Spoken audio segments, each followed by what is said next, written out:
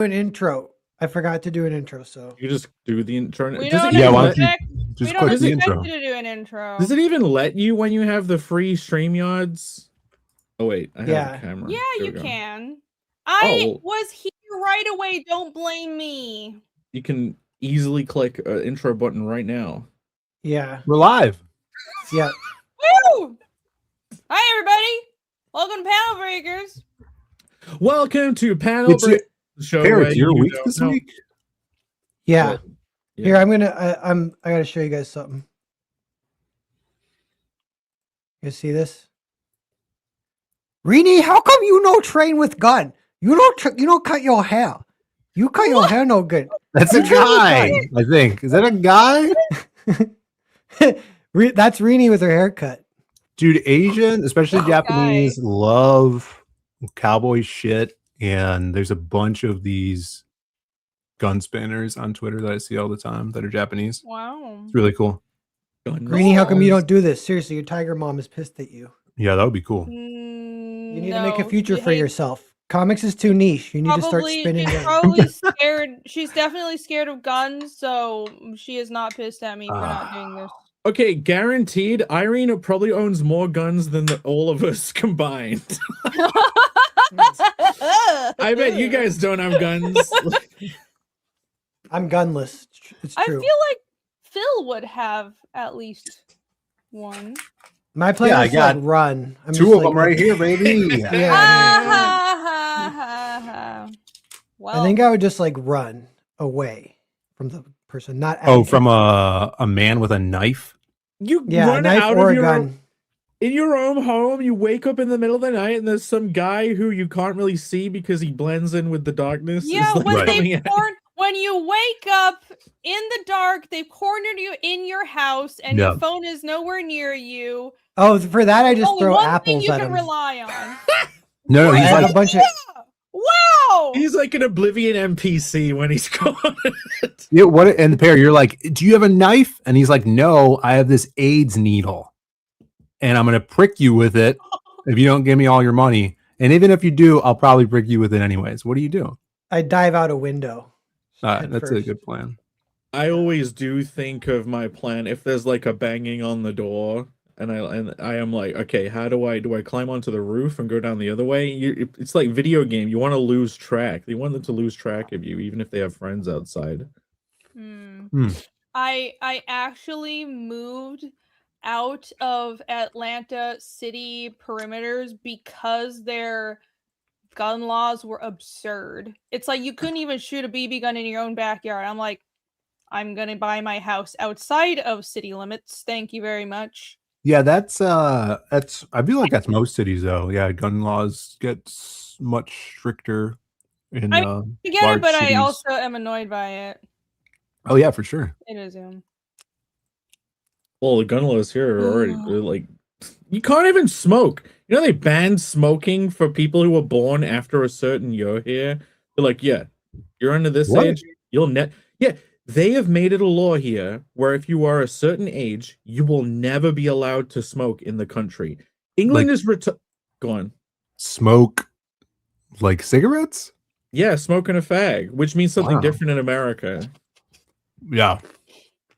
Especially in the South. That is the most insane way to, or insidious way to like ban smoking. They're banning smoking, but they're saying that, oh, anyone who's 16 or 17 now, you'll never be able to smoke for the rest of your life. Because who's going to defend it? Which is nuts. That is nuts.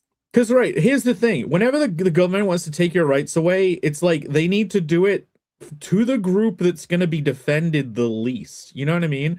And like, who's going to come out and say, man, those 16-year-olds really should be smoking. How dare you take it away from... It's like, no one's going to be able to defend them. No, but... Yeah. What's going to happen to the tobacco market in the UK? Well, let me just say, you guys are wasting Irene's "How was your week" time. So.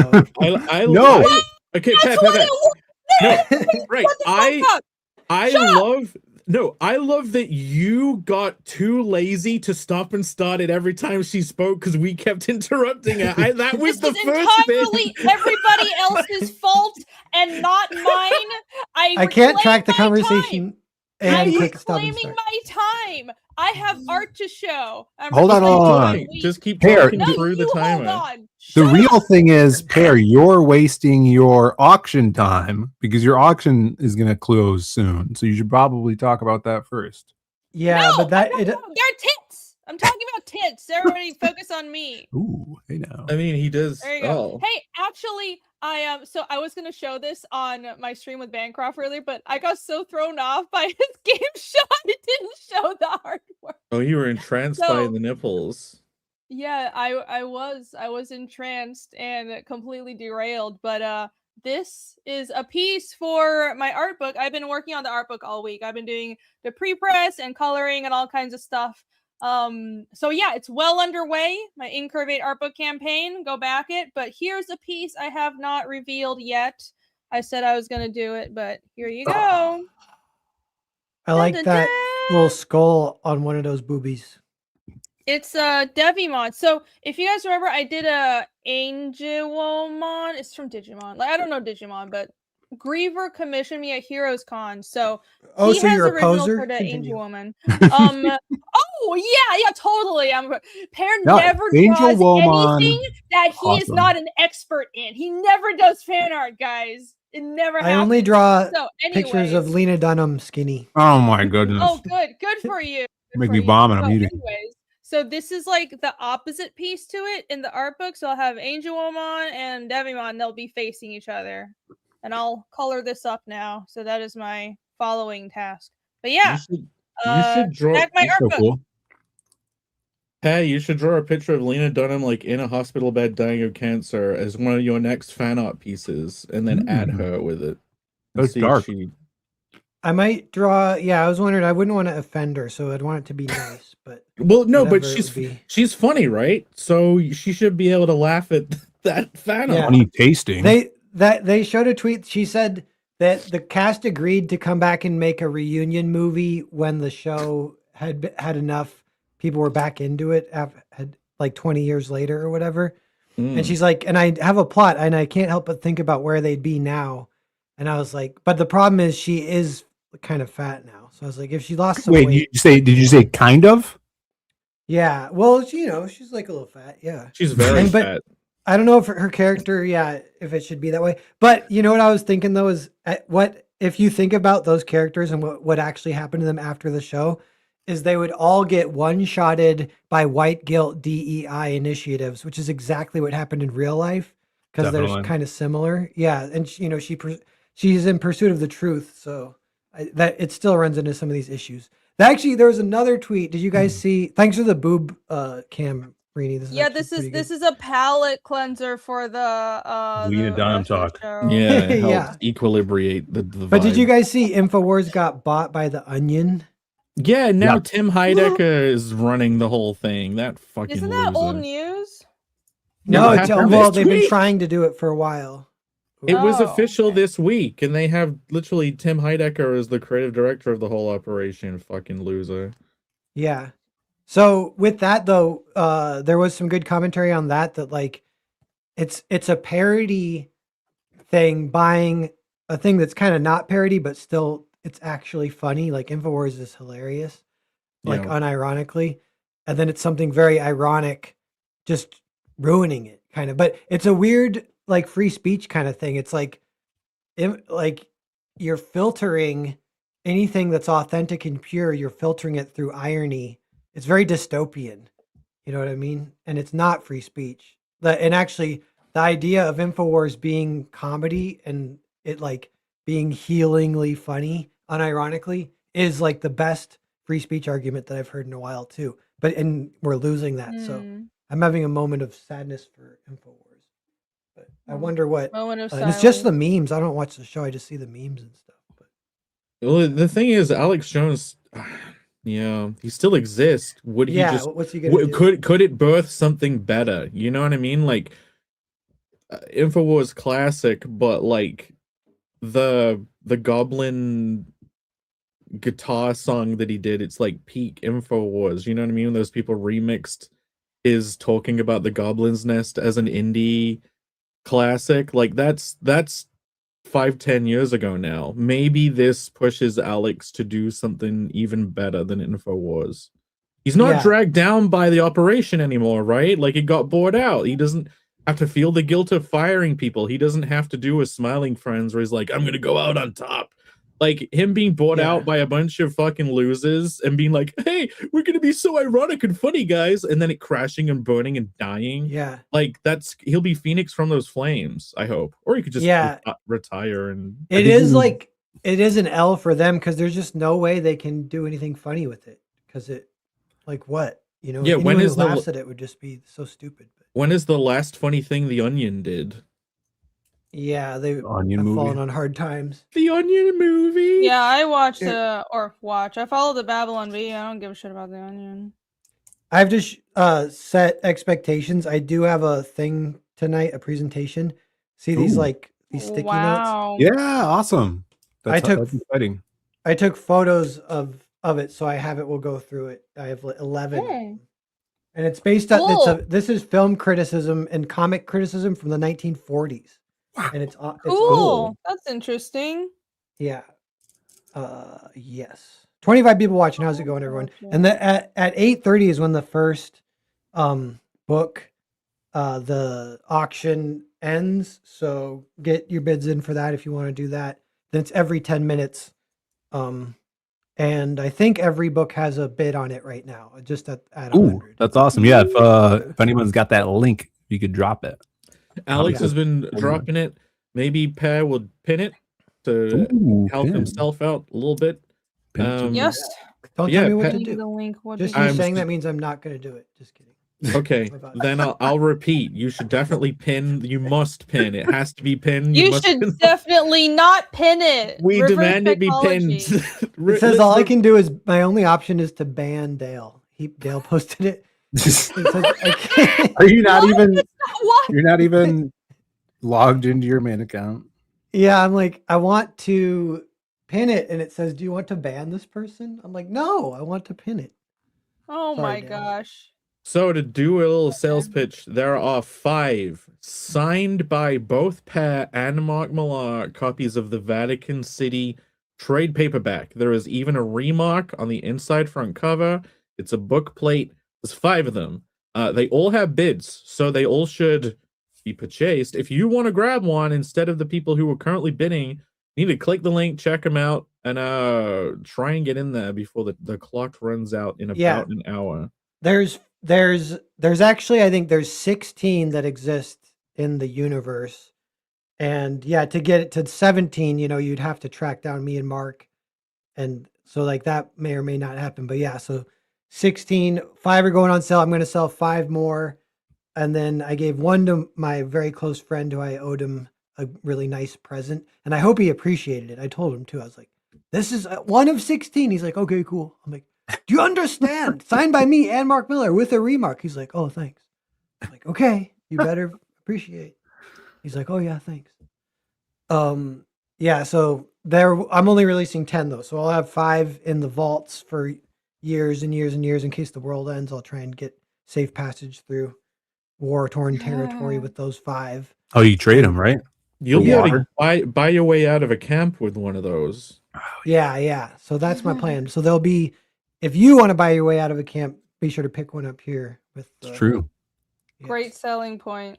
Yeah, Yeah. we'll be in the camp soon. Yeah. Mm. Some of us sooner than others. All the G's. Have fun. The gays? Oh no. And for Mike something much S. worse. Miller. Much more It's derogatory. pronounced What is the Miller. God boys? Think about it. What's up, Mike Miller in the chat? What's up, man? Hello. That's right. Yeah, Mark Miller and Mike Miller have similar but distinct last names. Before I knew more about them and actually met Mike, I got them mixed up all the time. Oh yeah, but Mike Miller has a even more similar last name to Frank Miller. So Yes. Sure. Is it This is I it got all of them Milan? mixed up. Is it Millar, Milan though? Miller? No, he says it's Miller. Millar. It's spelled Millar. Mark Millar pronounces it Miller. Yeah, because he's Scottish and it's like Miller. It's like his from a family of Millers. Yeah. Miller's like that's like grinding grain, I think. You know what I'm saying? Pretty Oh, sure. like they mill about. Yeah, maybe. No, they grind. that. It's That's a cool. paid business for. Never mind. It's literally not what he Catalim said. says. Like wander around a Catalim lot. in chat says he got his Fiendish books from the Fiendish online store. So thank you. Oh, hell yeah. Cheers. Oh, speaking of getting books, big week this week. If you got your Conan the Barbarian chapter 1 in the chat, tell me about it, Pear. Yours got sent out. I'm surprised you don't have it. Fucking Camel in the chat, you got yours sent out. I'm doxing everyone. Cool. Today. It Dox went the to police. my Wow. parents, and I'm going there on Saturday. So if it's there, I'll Ooh, get it. I'm yeah. excited. You probably have multiple books waiting for you there. Yeah, I think there's a little few others. Some other Hell yeah. little That's good. goodies there. Yeah. Yeah, I got my book from you, probably waiting in a P.O. box. Phil. No, I'm bringing it to Heroes Con. Oh, I got a shipping note. I Oh, got a yeah, shipping that- notification too, and I was about to ask you what's happening, but I guess you're gonna bring it to Heroes. Scams and scams. Well, Red says we didn't say hi to the chat. That means we don't love them. Hi to the chat. No, we said hi to the We chat. It's love not you, you. Well Red. It's a Well Red is now banned. Yeah, band Well Red, please. God, I'm trying to help the show. It's a pair week, Wow. Well Red. This is how it goes. You What's get up, We're no negging welcome. the Guys. chat right now. Yeah, Yeah, you'll yeah. get abused Henry into Venus, bidding in an auction. Alex Kikazo. You should put a 5-minute timer for whenever you read out things the chat says. Then at least they'll get 5 minutes worth of their comments being read. What's Yeah. up, Mushbrook? I see you. Hello. Okay, so let's do the week so we can maybe get going on this presentation. Any nuggets? Anyone got any nuggets? I feel like a nugget. I do. I have a Lena Dunham nugget when you're ready for it. A Dugget? I'm so ready. I've always been ready. for Lena Dugget. I'm on first name terms with her. Gross. You know, Snarky just sent me a photo of his freaking training card, his hedgy card from his Can We Get a Good Book. His got miscut too. Oh my goodness. People are sending me photos of these trading cards, and it's like I'm gonna. Let's see it. We need fun. Yeah, I'll pull it up. Look at this shit. Is that Lena Dunham or am I? Oh, no. No. Have you guys seen this video? It's cool Yeah, without audio. You don't even need it with audio. She's speaking a different language, right? Yeah, and it makes, I think it's Russian or something. It makes Russian sound really cool the way she talks. Yeah. But yeah, Yeah, Russians are kind of cool. That's Is that her Yeah. boyfriend? They'll let anyone into the country now. yeah, it's Russia pretty. now. I don't know. Yeah, can we analyze this? Does it make you like the monkey? I feel like the monkey has lots of personality Well, yeah, because I understand the monkey's plight. because he can't. Because understand I've either. also spoken to a female in the past 30 years. So, Yeah, You have? no. she Yeah, looks I like think she's being a little too condescending, many. and the monkey is not having it. Kind Mm-hmm. He deserves to rip her face off. What He's is being happening? berated. She's know what else it berating is? him. Look at that. It's kind of good, like cinematography, because it's two different kinds of cute. It's like a beautiful woman and then a cute monkey. And Yeah, it's, yeah. So Well, it's like appealing back and forth. You're like, oh, I see, like both what I these things really, for different reasons. what I really like about the video is the monkey's wearing a t-shirt. I would definitely like the video less if he didn't have the t-shirt on. Yeah, That I is think you're very right. cute. Yeah, That is very cute. and, yeah. and he's in the driver's seat. He's like, Yeah. yeah, this is The an chaotic energy, all-timer. the chaotic energy of monkeys always strikes subtle fear into me. So the cute goes over my head. Well, Yeah. it probably should. It is cute, but they are mischievous little fucks, man. They do throw shit and rip balls, so you got to watch. Yeah, out. if she went Yeah. through his phone, she would find out all the other women that he's trying to get with. All the other monkey women. Yeah, well they look like that, but they're just Lena Dunham fans. Oh my gosh. Oh God. Oh, let's get to this Lena Dunham news. No, Here. that monkey is a Lena Dunham fan. They go, Alex. New character unlocked for No, the meme. no, Lena no. Lena Can we Dunham. move on? These puns out of here. That's Camel Moon's Camel Knight's version of Lena Dunham. Lena Dunham. Yeah, she should be on the standee. I think that would be hilarious. Camel No, Steady. God, Because she no. doesn't deserve to be. Like, I admit she doesn't deserve it. But to be on our standee, like, she doesn't Yeah. deserve it. But that's what's funny about it. So funny. That's- So ironic. H.I.L. Arius. Here, before I throw yours up, Phil, one more of this. Watch this, you guys. See this? Look at this guy. Blows a kiss. Boom. Swishes it. Boom. Hits his friend. Jeez. That's And they- Wow. I You know think what they that's like- say? Or go ahead. What are you going that looks like Lena Dunham. That's what they say. to say? yeah. Oh maybe. my god. But they say that really think. he traded like the aura of the moment for infinite aura for all time. So he was gambling with aura. You know, when you blow a kiss, like if you miss the shot, that actually is like cringe, you know? Negative it aura. has- Yeah. Mhm. Yeah. So like gambling with aura is really fun. It's a fun concept. It's like a meter, right? You could lose it, and so once you lose it, you have to work hard to regain that, and then you'll yeah, be yeah. You exactly get where into you were like when you aura started. debt. Yeah. Yep. Yeah, but if you fucked it up, you could have just gone, hey, could you delete that video, please? Could you? Thanks. Is this All right, Sam here you go. Hyde? Already see it's a Sam Hyde video. Well, this is Lena Dunham news, which is a weekly occurrence now. Which Pear said we must. So this is what I I'm brought this week. trying to have him forget, and you're not gonna forget. trying to He won't make forget. it- He won't forget. We need Here to you go. find a way. Make the first move, physically attack you first. Lena Dunham, I'm gonna have to protect my life. All right? And if the police come, cool. If they don't, I'll take it to the end. You're gonna sign a contract, essentially your death papers. You're gonna sign away the rights to your life in a fight in the ring to the death. I'm practicing, okay? What is Lena that? Dunham, I studied your tapes. You're a fat pig. That means specifically, I'm gonna go for your midsection, okay? I'm gonna try to knock your fucking head off in public. When I see you, Lena Dunham, I'm gonna knock your fucking head off. How is it this Like that. Hey, a Lena, threat? Lena Dunham, I'm coming for you. It's gonna look just like this. Oh, walking around LA, there's a nice coffee shop. What's that? Is that the sound of pebbles? See, at the time that was funny, but this didn't age well because Lena is based and he's ripping on an ally who she mogs him. What are too, you like- talking about? She's Okay. How is it? How in what world is she based? Did you have I you guys haven't- been watching the clips I've been super sending you? Hollywood No. No, No. it's you and Alex trying his best to placate you in that side chat where you just want to talk about Lena But Dunham. Alex is still ripping on her, which makes And me none of us respond to it at all. Okay, I have a theory. I know what's Yeah, happening. but I Lena can get Dunham into this. now, I guys. I've sussed Pray out the for us. psychology of this 4D chess. Long ago, years ago, Pear decided he hated Lena Dunham with a passion. And then he spent years trying to build this chaotic aura where we can't tell what his intentions are, bringing up anything. Then he brings her up as like some Lena Dunham super fan. He's trying to turn all of us against Lena Dunham.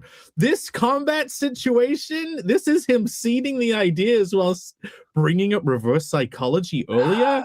we're already against her. All right. Yeah. He's created that. Phil, You're we have saying Sam Hyde or me? you.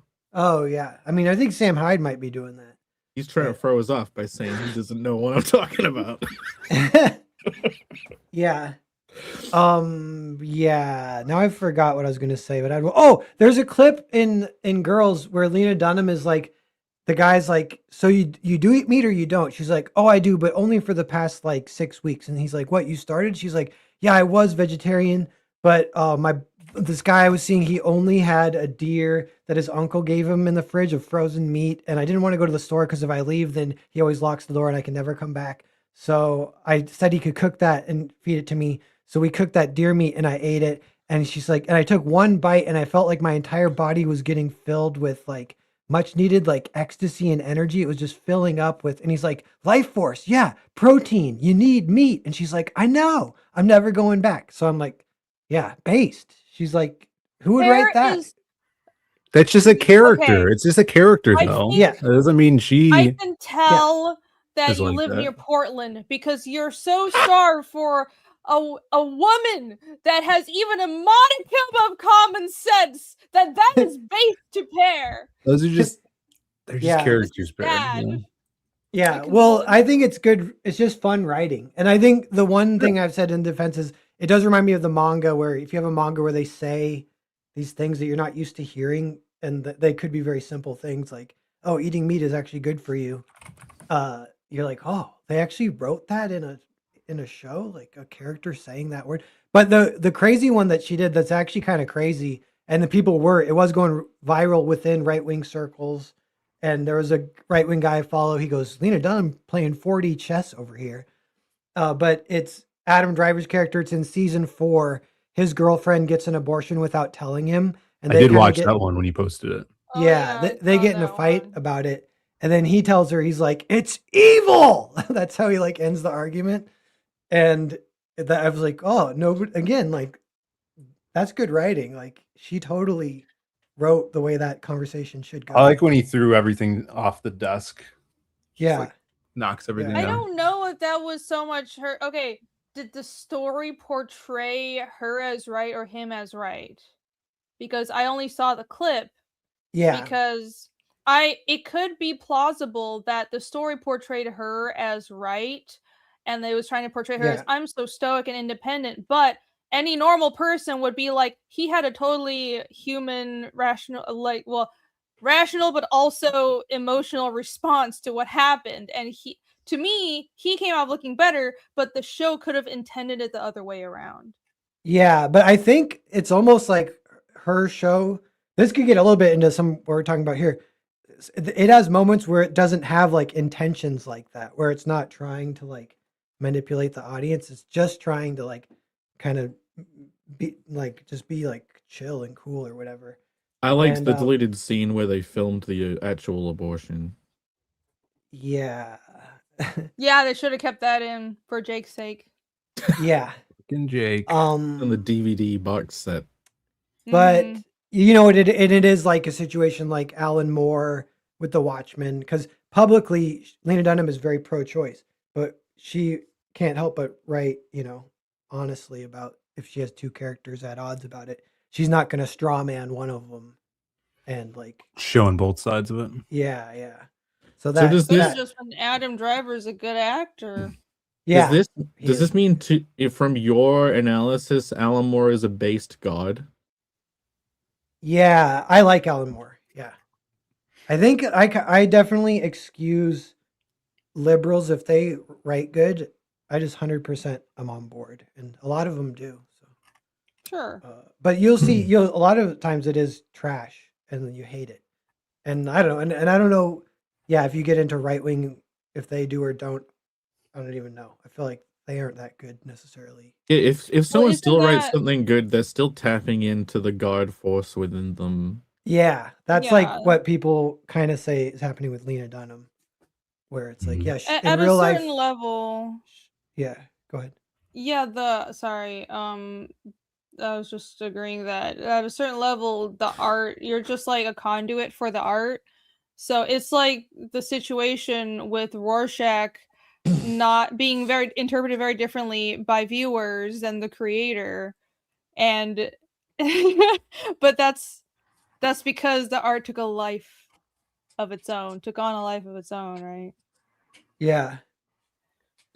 Yeah, the death of the artist. And I like that when that happens too. It is fun to see those examples.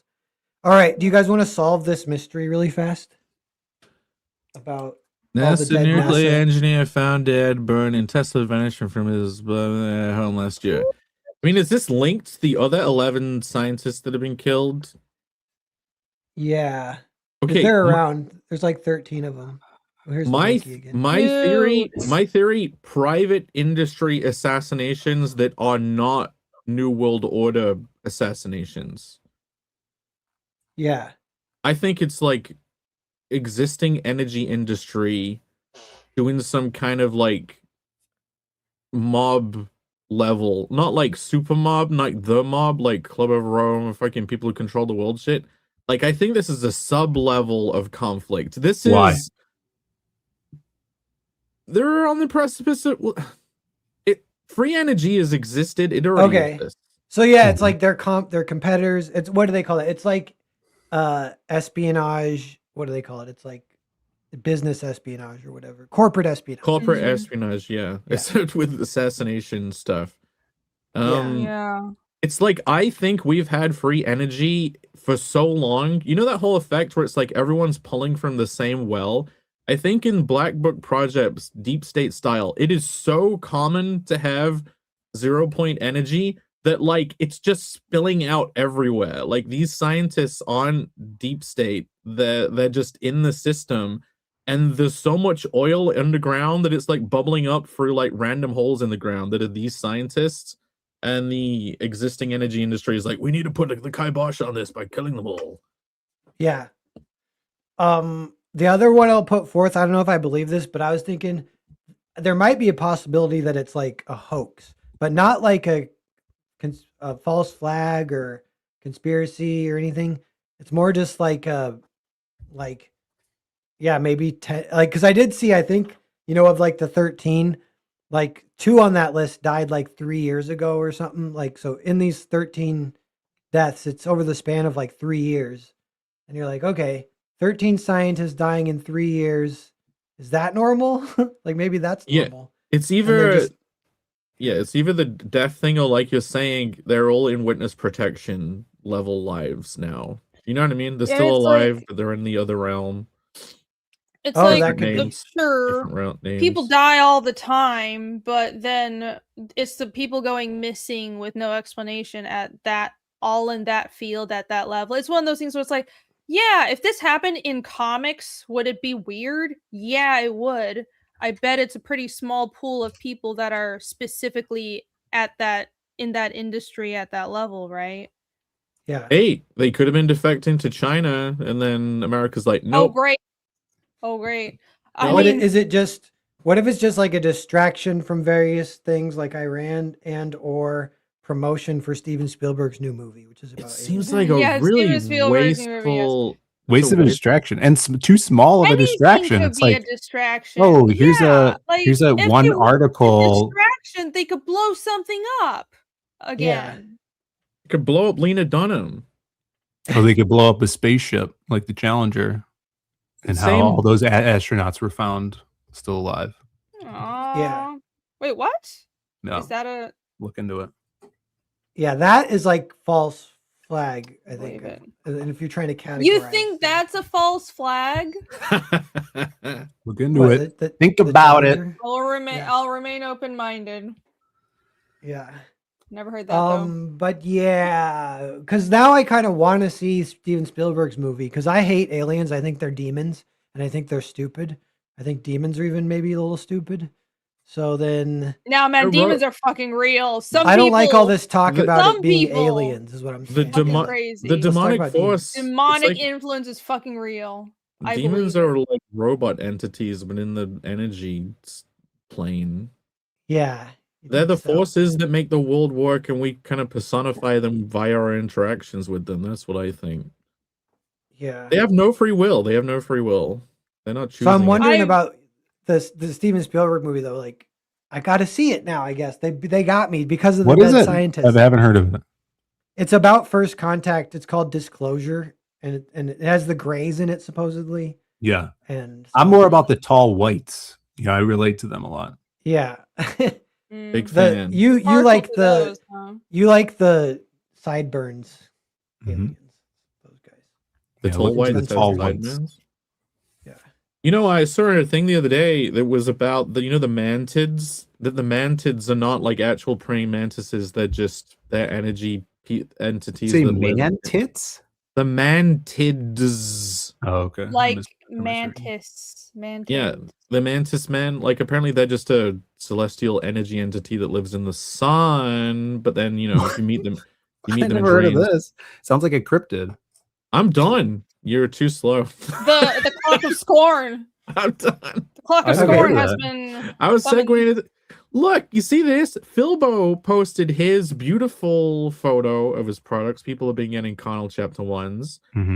This is Snark Khan. He said he was glad that he got the book. Best thing of all was getting the card, which from this photo looks too shiny. It should have been uncoated. Yeah, it's probably the toner on top of the paper. Yeah, you got something about shininess you don't like. Yeah. I have to examine that. Shininess for AI art only. But look, it got cut off at the top. It should not have been cut off like that. Philbo's got cut off too. So I'm Probably all like that then. I'm gonna have to look into it. No, I got sent a photo by RJ a while ago of a perfect hedgie card. And yeah, so I'm kind of frustrated. I was hoping Philbo's would be one off, and then it's like, well, it wouldn't be because they're all on the same freaking sheet that gets cut, so they would all be cut wrong. So You maybe so you said this is from Snarkticom, right?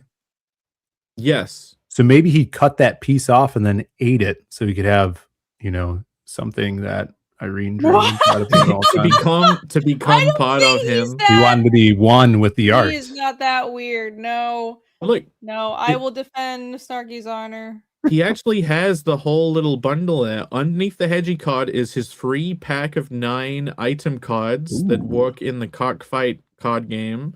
Nice. And then he has a DD card. I thought it was a Pokemon card, the blue one. I'm like, oh, does he have a Pokemon card for scale? That blue card is the DD card that came with. Just checking in on the time here. Yeah, it's cool. I got 3 minutes. 3 minutes to talk about card. So he got the DD card. At the back, you can see the Irene cover, and at the very back, you see that super awesome feedback card. That is a special thing that everyone got who backed the campaign. Ooh, little special. That's kind of fun, I think. You haven't shown it yet? I have not shown it. Oh, that's cool. This is the first shot in the wild. You know what's fun about that? That's a little bit like old school publishing, you know, with letters to the editor at the end of the book and stuff. Exactly. If anyone actually sends those back to you, you might be able to include them in future Carnal. For sure. So yeah, I thought that perfect. That's exactly the way to use it. Like, so it's double side printed, black and white, you should be able to write on it because it's not going to be shiny. I hope. Nice. It's got some questions on it. The idea is you can fill it out, take a photo of it, send it to the email I created specially for the feedback cards, and maybe they will get used in the future. I guess I'll be like, I'll claim that you just gave permission by sending it in. But yeah, if you get one, I think these are special artifacts, so you don't have to write on it. You can just email it with answers to the questions. Yeah. So you don't have to like destroy your beautiful piece of historic ephemera. So yeah. It's beautiful. Cool. And that QR code right hidden at the bottom right, that is part of everyone also got a folded preview flyer that's the size of the book of the first 3 pages of the upcoming book launching April 30th in 1 week. 1 week, next week, everyone. Woo, that's a really good idea to have a little flyer thingy booklet. Cool. How many minutes have I got left? 1 minute. Okay, I do Sit it. in silence. Let's all meditate. I got something else, and I could totally switch to it. I wanted to reveal a little thing today pertaining to panel breakers. Do you guys want to see the final art for the trading cards? The panel breakers free trading cards? Yes. Yes. Yeah. But only for I know, 45 seconds. Only for 45 seconds. Hurry! You guys have seen the standee. The standee comes with 12-hole trading cards. They will have reverse art. Here it is. Hey, Oh my God, no! I took some creative notes from Pat, and it was very difficult, but I think I can agree to add the mix. I'll take one for the team. Somehow that insults both of them at the same time. Hey, I'm a shapeshifter, so it's canon. Oh my God! You he put has to her become on the head of a whale, Jake. She is a whale. Oh my God! In one of the comics, Pat has to shapeshift into Lena Dunham at some point. That'd be great. Jesus Yeah. Christ. But yeah, all of these will have reverse art that make them a playable card, like a Pokemon card in the cockfight game. And everyone gets their character and an item. This art is also like infinitely looping.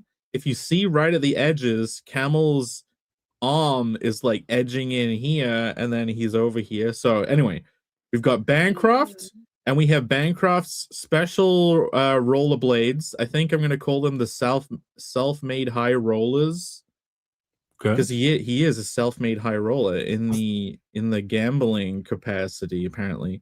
His Irene and her haunted spirit, whatever they called, spirit urn, who is like influencing Lena Dunham over here to fire a nugget past through everyone. Like he aimed at Camel, he missed, and Camel dodged out of the way. So you got Camel, Mr. Moon, and his crown will be his item card. And then you have Phil here, and then his guns, impact and contrast on the gun. Let me zoom in. Look, they're right there. It's on the gun. And very nice, all engraved. Phil, whilst making these writing on these guns, I thought at some point we need a character who's the money version of Phil, who's like a banker Phil, and his two guns are compound and interest. That's Dark Phil. That's Dark Phil is compound interest Phil. And then, you know, obviously the main man here, gold Drake Bristle. He captured the nugget and is inspecting it, and he'll also have his staff of power or whatever. Yeah, Pear has the nug launcher. I couldn't get the nug launcher, like I couldn't do this pose properly and have your like head on one side and the nug launcher on the other. But yeah, the Lena Dunham card will be here, and then the Dunham nug launcher would be on this card. Yeah, it's like a secret, but my item is actually my tail. My tail is super special. Tail slash. Yeah, it's a slapper. I slap people with my tail. So it'll be Lena Dunham and then Lena Dunham's whale tail. Oh yeah, over there. Yeah, she's aura farming right there pretty hard. Gotta say. Yeah, she's hanging. She's pride of place. But yeah, all of these cards, this entire set will come free with the panel breaker standee. And I'm only doing 50 of the standees and 50 of these sets, and then I'm not doing them again. I'll do a different one. Limited. Wait, I love the background too. Super cool. Spacey, celestial. Yeah, I really like that color. Like I've been looking at it, so it's not just a gradient. The stars are kind of cyan, right? Yeah, like little blue twinkles. Yeah, I like that technique. I needed a nice generic background to just put characters floating in so it could loop forever and I didn't have to do any work. Perfect. Almost a robberist. They're robberist cards! Oh my god, they gotta be, that's it. They gotta be called a robberist puzzle cards. All the robbers. Sweet. Yeah, I like Bancroft and his rollerblades. He's aura farming. Yeah, Bancroft, I colored him first, so he had the most effort put into his. Like, he even has, like, texture on his hat. Yeah. And then his leaf is shiny. He has a really nice... Pimpin'. Yeah, look at it. That mug is great. His Mick Bitter. And then even the leather... I have a question. Did Campbell have to be stabbing him in the nuts? They share a staff. Wait a second. That's connected? Like in your mind, tell me that was not an accident.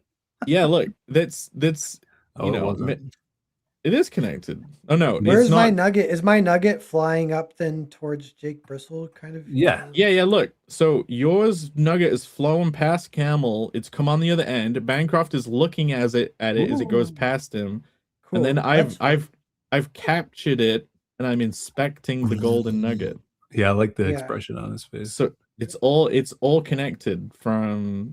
I could probably make a different image that has Bancroft and Camel in the middle, but like, who would let them have that privilege? Oh yeah, that's how I'll do mine. Yeah, but it kind of does seem like Camel is jorking mic a little bit. Yeah, I'll work on Yeah. it. I'll present it different. I'll try and present it It's in fine. that way. yeah. It's a small tweak. Art reflects okay. reality.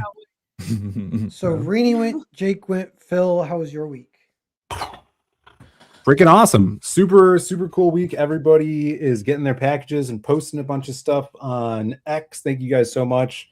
Read the book. Let me know how you dig it. I sent out all of I marked everything fulfilled because most everything except for the beans are out in the post now. So in a couple weeks you should be able you should get review emails. If you guys would like to throw a little comment on the site, you'll get that to your email inbox. And yeah, so I think Tuesday we sent out the rest of the books. It's whenever Jake posted his second fulfillment picture and then I overlaid my picture on his. I always love that. It was hilarious. Brings a smile. And then so yeah, fulfilling is going great. And then I'm doing some printing for Jason Bascom, who has an event, Free Comic Book Day, next Saturday. He did this really cool, basically like fanzine with Wolverine and Spider-Man that he's giving away at Free Comic Book Day. So we printed those for him. So I was up late last night printing those. And then the unthinkable happened. The machine ran out of staples. So then I had to earlier today, I had to order staples from a local place. So tomorrow they're coming, and then I could finish that print run, have that shipped out to him. Other than that, yeah, I've been lettering the next issue. I literally just started the initial idea for the trailer for the next issue of Man with No Strings right before we went live. So I'll probably work on that a little bit this weekend. And then freaking next weekend, I'm going to be doing Free Comic Book Day up north at this shop called Dreamland Comics. And I'll be there with my buddy Doug Mankey. He's driving out and we're going to be signing and he's going to be doing sketches and, all that good stuff at this little shop in Libertyville, Illinois. So that's going to be crazy awesome weekend hanging out with him. You're dugging up. Dugging up. Yeah, it's freaking awesome. You guys don't even know how to replace the freaking staples. You No. don't know yet. You've never We didn't. replaced them. So that was the thing. Yeah. So it was funny because I was at the print shop. I was on the phone and the printer started beeping. I'm like, oh, it's probably like it beeps when you got to refill the paper, right? And that's a normal thing. So like if we're printing 50 issues, you're probably gonna have to change the paper a few times. So I went up there and there was still paper in it. And then I see it's the little staple symbol. And I'm like, no. But the cool thing is the printer's amazing. It has a screen on it. It's touch screen, but then it shows you the instructions of what to do, where it has a literal 3D model of the printer. And it's like, open this door and then let us know when you did that. Or, you do that and then it goes to the next step. Here's where the staples are. You got to pop them out like this. They're in cartridges and they hold 2,000 staples each. So it had like a little code where the cartridges were. And I just looked that up. It's like, oh, it's this type of staples for this machine. Cool. Yeah, so those are on the way. But yeah, everything's going great. Another dope meeting this week. So that was awesome. And yeah, everything's going good. Cool. By the way, I was trying to think. Your talking gave me some time to think about what I was going to say. Yeah. When it was my turn. And I couldn't think of anything. I was like, what did I even fucking do this week? I don't even know. And I was starting to panic. And I was like, oh yeah, the auction. So, but that's right.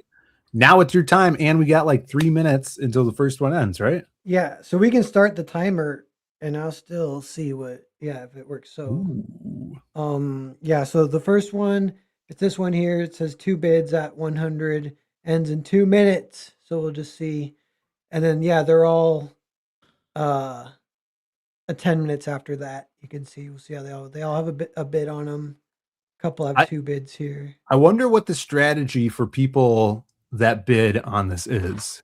You know, is it like, did one person bid on multiple of them? And then if so, there's a chance that that person gets 2 of them or 3 of them, you know? And then they're cornering the market on this Vatican City, you know, and then they could resell them if they wanted to. So Yeah. don't let that happen. Bid now, guys. I would say don't wait until just the last one. That's the thing. You want to get in early, maybe mid stages. That's the strategy too, because you're going to be fighting everyone for the last one. Everyone who's like, Yep. "Oh shit." Yeah. Yes. Yeah, and I'm kind of curious like where if these all just sell at $100, you know, that works for me. And that kind of gives me a little bit of an idea of like the value.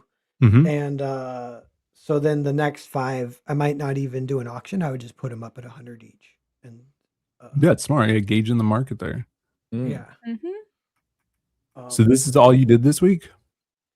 yeah. And did I tell you guys my bike got stolen? I think I did tell you that. No. Nope. I don't think you tell did. us Didn't tell that you at my all. bike got stolen? Oh my god. No, So, how'd yeah, that happen? From where? from my garage. Oh So my! I- Did you leave your garage open? Was it your creepy neighbor? You have a garage. No, it's just some crackhead in the area. There's hundreds of them. There or thousands even. Yeah, this is a small Wow. town, but there's a what do you call it? There's a couple different places where they give free drugs to homeless people. Like what do they call that? Oh my god, how You mean- dystopian. Do you mean Yeah. methadone clinics? Yeah, methadone clinics. Yeah. Oh, I thought you were talking about like Jeff Free Bezos drug. or something like that. Yeah. Yeah, so Don't that they also attracts. just like give free needles to people, so it's like, yeah, you can get off it, or you can inject yourself with more. Yeah, Yeah, they want to give you uh, clean needles. Seattle's like that. Seattle's running some kind of weird ad campaigns I've been seeing. They're like, one of the things was like, it's a little ditty, and it's like, you got pills for this and pills for that. You could take pills for this and pills for that. But if you didn't get your pill from a pharmacy, it might be fentanyl. That doesn't even work. That's amazing. Apparently, there's like 10 seconds left to that, so anybody who wants to snipe, do it now. 9, Sniping, 8, snipe, 7, snipe, 6, snipe, Six, Where are you 5. seeing this? 4, 3, 2, 1. snipe. Da-da-da. Okay, let me see Ah. what happens. Was that the one with 2 bids? Oh, now it's gone. So I assume it went for 100. I think. Did it just Item go? sold, $100. Okay. So, Okay, thank you to the backer, whoever that was. I'll be sending these out most likely this weekend, I think. So all 5 of these are going out. nice. I have them in identifiable bags, you know, with stickers on them to make sure each remark kind of matches up with the Or Which these spot. sticker was Ziploc this? bags. Which sticker was this? I don't know. I It was mean, the the one that just owl- sold. Al Sad. Yeah. Il Sad Okay. was the first one. El Sad. Great. Okay, so then it's every 10, so we don't need to dwell on this necessarily. We should definitely me pull it up. You should just ambush as. Well, I Super want to quick- hear about the bike stealing. Yeah. Yeah. Well, so yeah, a couple different things is like a lot of emotions of sadness. I hate bike thieves and I don't know what to do. But then you kind of get over it. You know, there's that one meme, the one guy, Shen Comics, got his bike stolen and he's That like, guy "But was happy. whoever to has get- my bike, I know they're probably happy about it. So as I see it, the ultimate happiness of the universe went up. So that's pretty okay with me. Do you remember that? Yeah. Yeah, that's a dumb Yeah. outlook. And then one of my friends who's older generation, kind of whatever, he doesn't know anything about Shen Comics. He told me that. He's like, who cares? That guy probably enjoy it more than you. I was like, okay, I will admit this is like abundance versus scarcity kind of thing that you're doing. But And- that's your pump bike, right? Yeah, which I was biking everywhere with it. And now I've been jogging everywhere. I feel like I've been reduced, you know, societally. And Like, you people love the think you're pump homeless if track. you- Yeah, and I had a plan for the summer where I was gonna bike every day up the mount. I live kind of next to a mountain road, so it's a pretty good workout to just try and take off up that on the pump track bike because it only has one gear, so you can't gear down or whatever. Right. And then you get to coast all the way down, which is awesome. And I did it a handful of times last summer, but I was like, this summer I'm going to do it every day, and I'm going to cancel my Y membership and just bike. But this was like my plan, and I can't do that anymore. So I'm back to the That Y. sucks. Did you have a friend who was genuinely a friend who was trying to minimize the sorrow of your bike being stolen? Did he really tell you? I bet he was happy. Did he really say Yeah, that? yeah. But that guy is awesome, but he is a ridiculous human. But he's Okay, awesome. You can You be now- awesome and stupid at the same time. You now Yeah. need to engage in the most profound psychological op you will ever engineer. You need to present your life to him like it's all unraveling because of this one bike being stolen. He would laugh. If I gave him bad news, he would Okay. just laugh. But But I don't think that's your friend, Pear. I don't know. Yeah. This is Yeah, this the guy. thing with the whole the happiness in the universe went up, those people, it's you don't have a society or functional civilization anymore if like property rights aren't a thing. We should just Anyway. let murderers get away with murder because they'll be so happy to get away with murder, and the person who died, they're fucking dead. They're dead. They wanted your life Dead. more than you did. Happiness. well, to defend this guy, I think murder would be a little different for him. I'm sure. But are you sure? yeah, I know one friend who is going through a divorce, and he talked to this other friend who's notoriously, I guess you could say, kind of a dick, but it's kind Yeah. of funny. And so they hadn't seen each other in a while, and he's like, "So how you been?" And the other guy's like, "Well, my life's a little bit in shambles." And the other guy's like, "I don't got time to hear any of this right now. I'm really sorry." Oh my god. Dude, are you sounds trauma cool. dumping right now? I don't want to hear it. Yeah. So as long was as a you do it rhetorical like it's your question. thing, I think, then you can be a dick, and it's funny. People just So laugh. was the Sure. garage door open? Yeah, because I don't have a garage door. What? That was the most and that was perfect.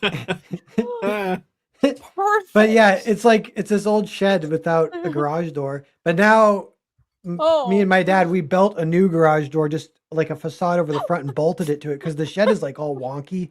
So you can't even build stuff onto it. But we built this like big barrier in front of it now that locks. So now stuff is Wow. secure that's in there. And I actually have two bikes. My other bike, which is a mountain bike, so I can't bike everywhere with it. It's only for mountain biking. But that bike is actually more expensive, and that one I kept locked up. But the other one, I just tucked it in the dark corner, and I was like, nobody's going to steal this. And as soon as I thought that, someone stole it, basically. Well, at Do you least there have wasn't someone cameras? living in that I shed. highly recommend cameras for all homeowners. It's great. What? Yeah. What makes a mountain bike not able to ride on a road? Well, I can, but it's just usually the wheels. yeah. Yeah, but No, It's- the traction. You can ride it on the road, but it's actually more difficult. And the gears and the wheels, the settings are all different. Yeah, it's Like, the ungainly. It's wheels super are- heavy because it's meant Yeah, to just road kind bikes of be are mountain thin biking. wheels, and mountain Yeah. bikes are like the thick ones that handle okay. rough terrain. Well, Yeah. I just thought mountain bikes were just normal bikes, and because those are all the bikes we had as kids. That's the bike that was so heavy I couldn't get it up that loose mud hill that got me punched in the face twice as a kid by those older kids. Yeah, that was probably Okay. like a heavy duty mountain bike or something. Yeah. Sounds about right. If you compare that to like a pump track bike or like BMX bikes, those are like light. You can throw them. Mm-hmm. They're really fun. Well, Yep. So I missed I the th- one I lost. they were probably happier to punch me in the face than I Yeah. was sad to get punched in the face. So Yeah, Jake is a brick wall. yeah, yeah. Your saga of getting punched. I do recall something along those lines happening. I was your like, life. is, Try to link some person. is that it? Can we go?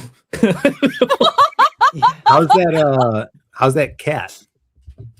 Cast? That No. that roommate moved out and that cat is gone now, and I miss that Ooh, Oh okay. no. Yeah. Good. Aww. cat. Uh-huh. Time to get on the apps.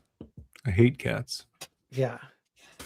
I mean, I don't hate them. I'm You just a little allergic to Hate them. everything sweet, and he hates space. He hates cats. What else do you hate? Oh yeah, you know how adorable space is? Space is really sweet and Space adorable. That's the reason I hate it. Awesome and full of wonder and The- joy, and you hate joy. Endless horror of the vacuumous death. Yeah. That's why it's awesome. Yeah, So I don't hate Anyways. cats. I just don't like them. We're almost an hour in, so maybe I'll start this presentation. Maybe it'll go an hour. I'm not sure. Maybe we can do it faster. I'll Oh try yeah, to is do- this parts of the? This is part of it.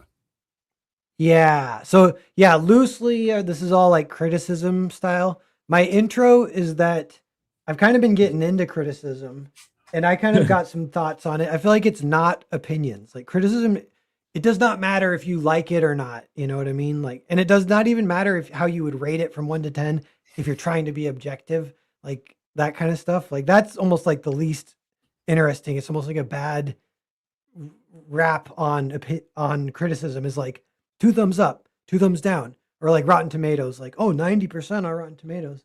And like, you'll see some criticism, and a lot of it is from this Pauline Kael. She's a famous critic, used to write for the New Yorker. She's dead now. But I follow a little account on Rip. X called Pauline Kael Bot, and it just reposts little snippets from her reviews.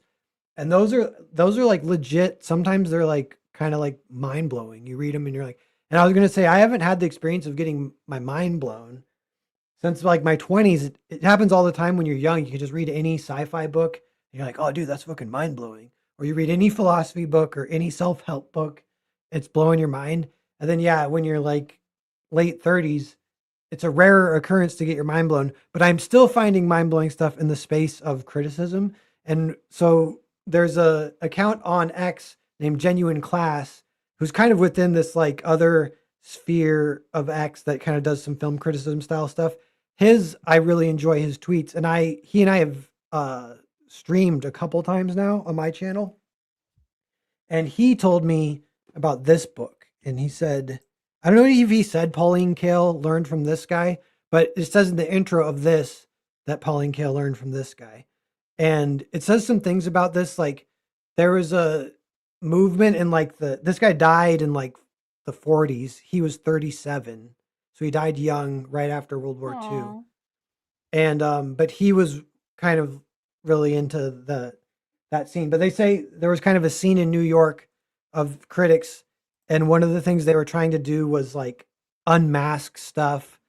And like this sort of sometimes will sound like, I don't know, is this kind of obvious nowadays? But like when people will make like a piece of art, and if we'll say, oh, that's left-wing propaganda, because if it like obviously, yeah, if it has a character who's like a straw man for an abortion or something, hating guy who's just a dick and beats the woman and goes to jail, you know, like then you can kind of unmask that pretty quickly.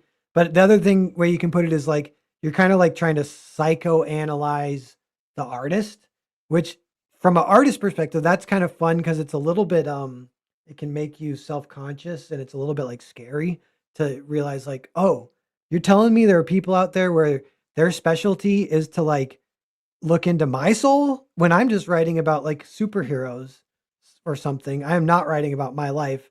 They are still going to take an attempt to look deep into your soul and tell you what you got going on, you know, and whatever it might be. And it could be like psychology 101 type stuff, like, oh, you got daddy issues or whatever, but it could be, or you got trauma from something, or it could be like some more kind of interesting stuff or like societal stuff. Yeah, like sometimes if you're breaking it down to left and right, you know, you're kind of exercising some of that, but people doing it a little bit outside the box is when I like it the most. Like kind of this 4D chess, interesting look at Lena Dunham's Girls and being like, wait a minute, is this like how it's kind of getting the death of the artist? It's kind of getting reappropriated by the right wing. Similar way to Watchmen is like fascinating. So all this stuff is kind of happening. Start reading this book, and a few things, going around. A lot of people are talking about surf Dracula. I think that's like a pretty interesting concept that you can try and put that filter through criticism.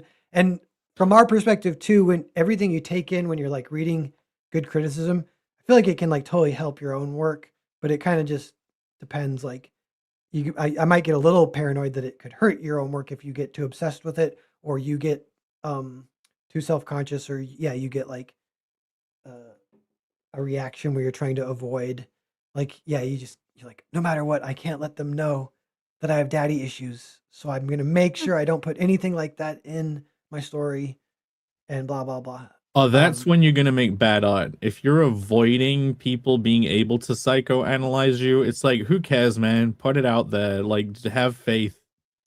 Yeah, yeah. I agree with that. I think like that. There's a certain level of, um, yeah, letting go or whatever. The thing that this guy says that comes up, he uses multiple times. This fella, this guy Robert Warshaw, he uses the term detachment as a very positive thing for a fiction writer, and I was like, because that I count that as mind blowing because I would not have thought that. I feel like I wonder what you guys would think. Like, and if you hear his argument, you're like, oh yeah, that makes total sense. But I would think like if you're writing something, you want attachment. You want to be attached to what you're writing. You want to be like symbiosis with it. You want to be special with it. You know, you want to Well, like, it depends on like what type of attachment, because if you're seeing it too much as part of yourself, I think that can be really bad for the art unless you're literally doing an autobiography or something. Like, but with a lot of art, I think it's better if you leave yourself behind in fiction, especially, and treat the story as an entity that exists on its own.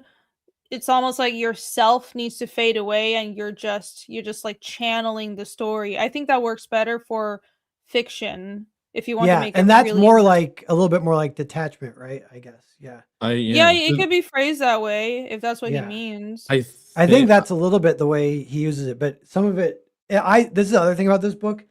I think he's like quite a bit smarter than me, and it's hard for me to follow some of his stuff. Which that's a little bit, usually, I guess if I hit that with a book, I just won't read it. But I'm powering through on this one. But it's kind of fun. I feel like there's a lot of stuff you can try and like. I'll read pages twice.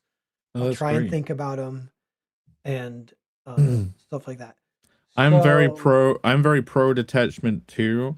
Like, it's been infuriating collaborating with people who get too attached to their stuff right now because they treat things like their baby. Attachment like stops people ever being able to take criticism because they see themselves and the project as one of the same. yeah.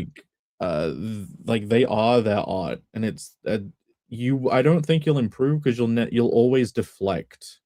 Yeah. Yeah, if you're kind of pretty detached, some things are like out of your hands almost, and that's a fun kind of freedom in a way of but you and he talks about stuff like this, but I feel like you could use that as a coping mechanism to not to just do what you want all the time or claim it's detachment or whatever. Yeah, So I get worried about that, but the trouble on the detachment end is mistaking not caring for detachment. Like, you should have a detached care. Like, you're trying to do a good job, but it's not Yeah. like someone's looking at photos of you and calling you fat. You know what I mean? Like, yeah. can't feel like that. But He says something pretty close to that we'll get to. So that's cool. That's cool. You guys are like picking up on the wavelength a little bit. I wonder if we'll get into the confusing shit, some of the stuff that I pulled. But so I'm starting with not even Robert Warsaw yet. I'm starting with like Surf Dracula, interesting like meme criticism concept, interesting like mass psychoanalysis almost. Yeah, like it is interesting. You can put anything through this filter and wonder about it. This is something that I get a little bit self-conscious about, but so this is one too where I think it applies to Mario. So I want to talk about Mario just for a second because Mario, I heard one of the best defenses for it was that he was saying people who don't like it, they just wanted it to be like not Surf Dracula. They wanted it to be the Netflix version of delaying and being all Netflixy, not even showing Mario. And it's like, oh, they gave you actual Surf Dracula and you guys aren't appreciating it. That was one argument. That's like, well, okay. I haven't seen it. Jake's seen it. Jake and Rini have seen it. But. Well, okay.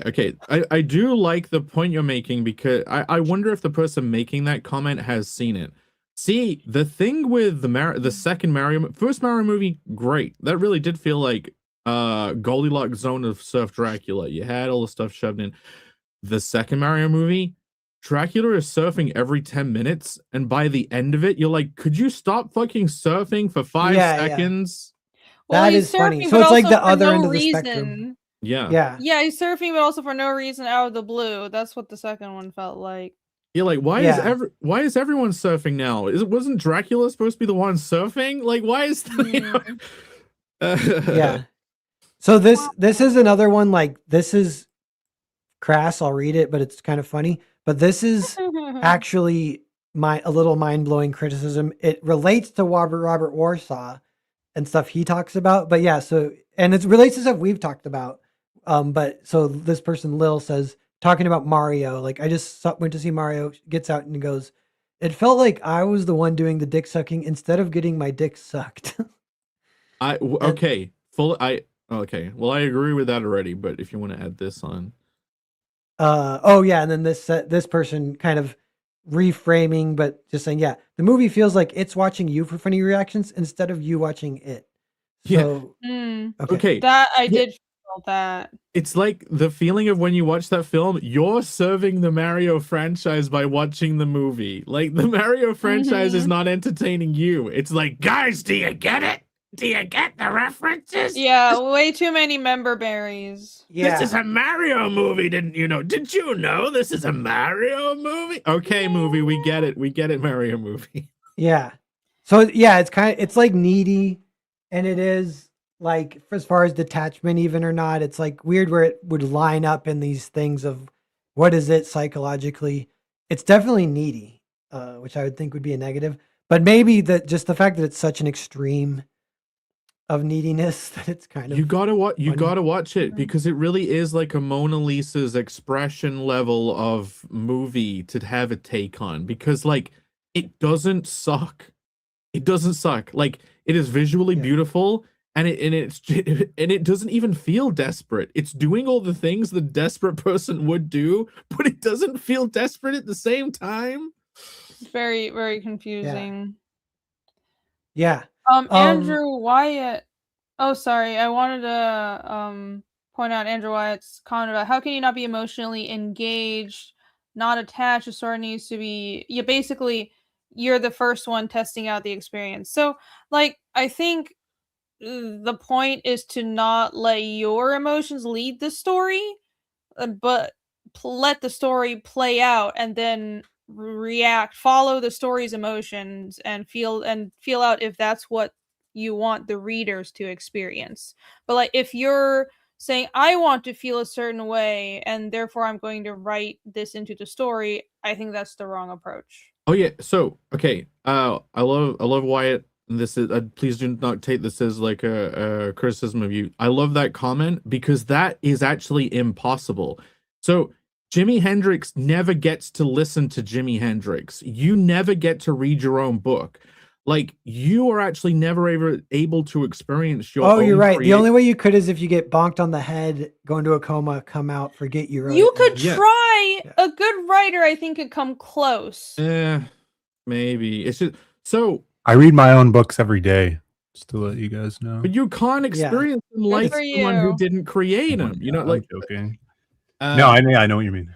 I have been feeling this in a very good way with Connell.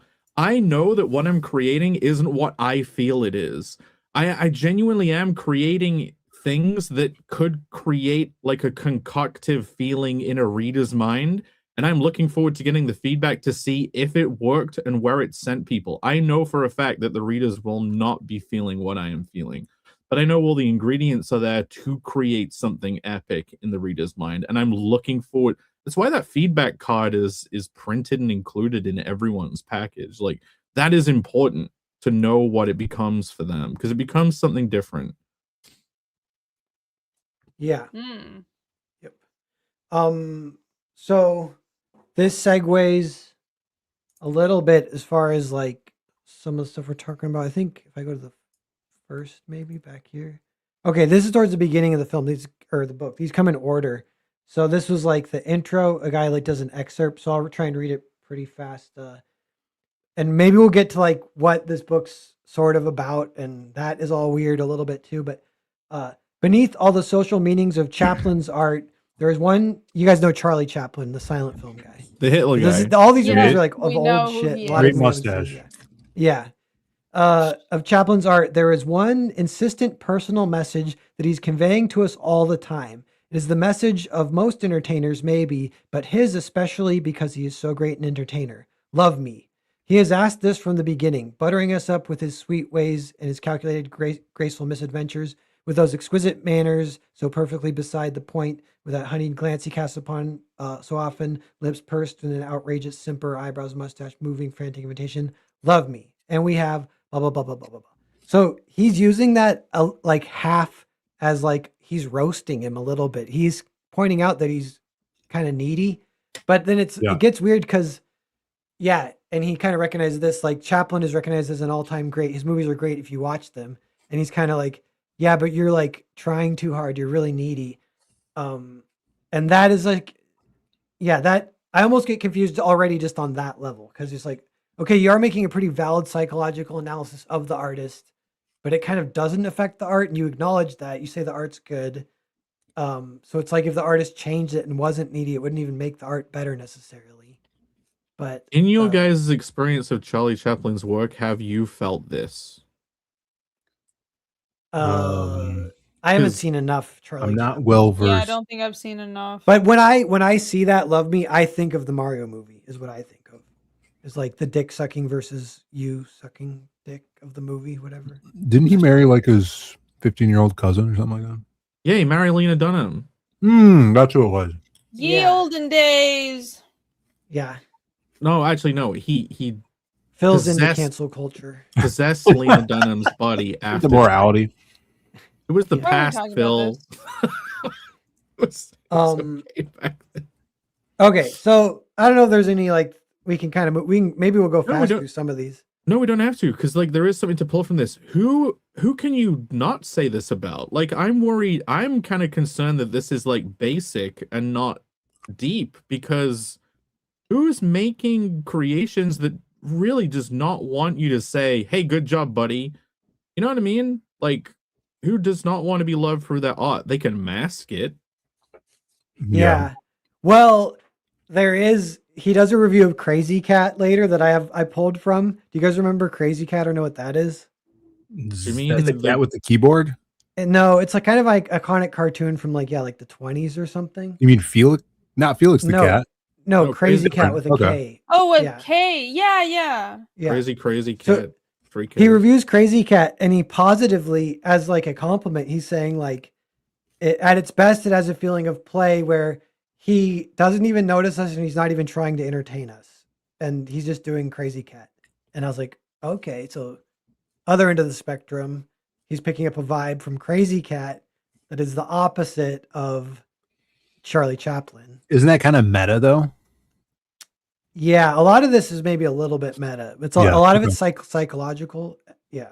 But Moromi is saying Charlie's London explained it. Well, then, if you actually read that book, Moromi, did it put across a similar idea? Or are you just saying she explained Charlie Chaplin as that book would have? Like, does it line up with this?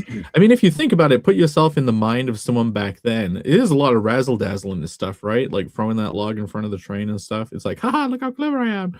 Like the wall falls down and he's in the window. It's a little bit magician-y. Yeah. Well, I think that's a different guy, isn't it? Yeah, that is Buster Keaton. Buster Keaton, yeah. What? Yeah. Wait a minute. Yeah, I've seen the clip, but I guess and actually Buster Keaton, I wonder now, I want to be like, does he have the Love Me vibes? And if you watch Charlie Chaplin, you're just like, screw this guy. Too many Love Me vibes. Yeah, I think he's too zappy. I know. I understand what Jake's saying. I feel like it's at some level, that is what artists strive for, is approval, probably, you know? But like, what is the difference between saying love me and I'm lovable?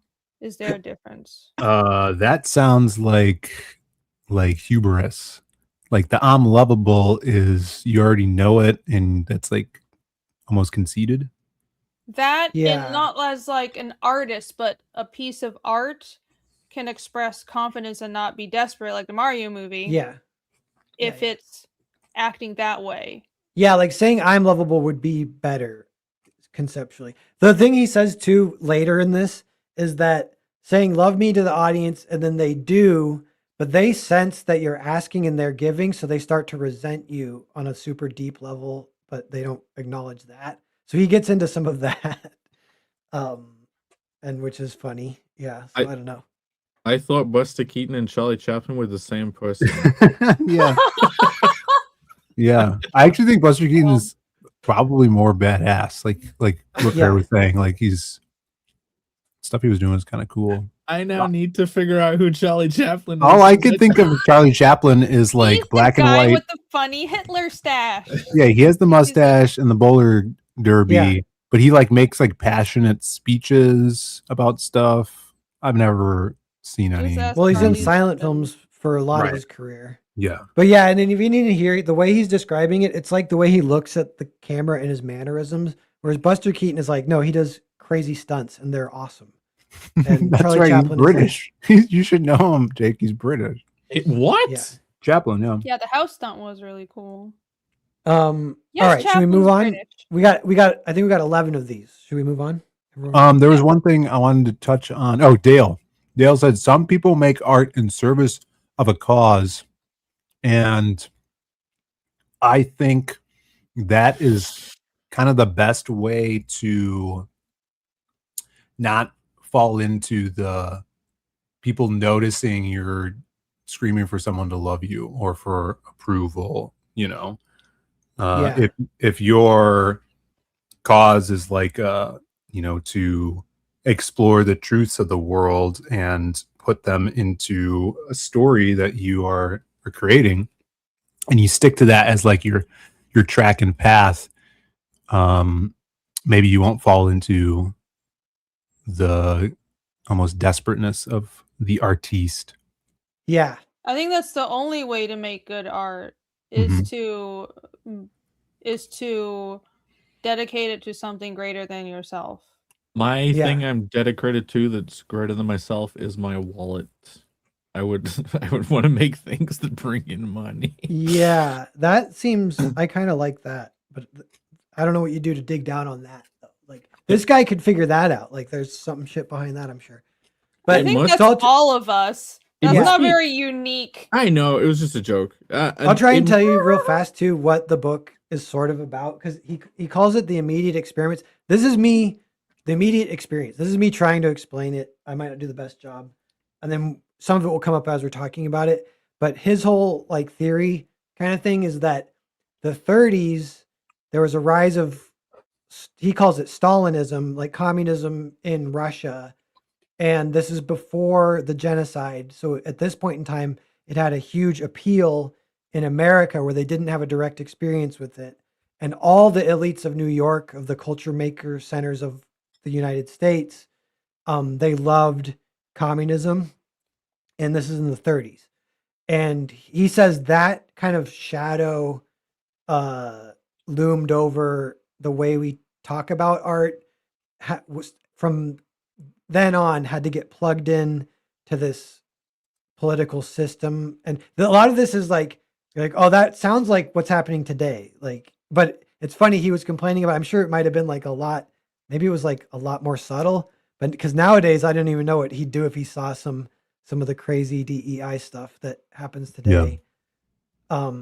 But so then he says there's this problem because he calls it, what it happened is the elites, and they're like, he's not necessarily conservative. He talks kind of detached, but he's kind of critiquing the liberal elites. He uses that word. They kind of corrupted what became the way that we can talk about the popular culture. So then that if anything enters the popular culture, it immediately gets plugged into this corrupt discourse. Yeah. So much like today. Full dialectics all the way down with this shit. Yeah. And so he's like, how do we remove ourselves from this corrupt discourse? Like today, like YouTube, right wing, left wing, YouTube, whatever, all this stuff, all anti-woke, corrupting, blah, blah, blah. So there's something like that happening even back then. And he's like, the way he saw to get out of it is he says, you need to go back. It's actually, he didn't say this, but people talk about first principles, like whatever that kind of means, like a philosophical thing where it's like if you invent it from scratch.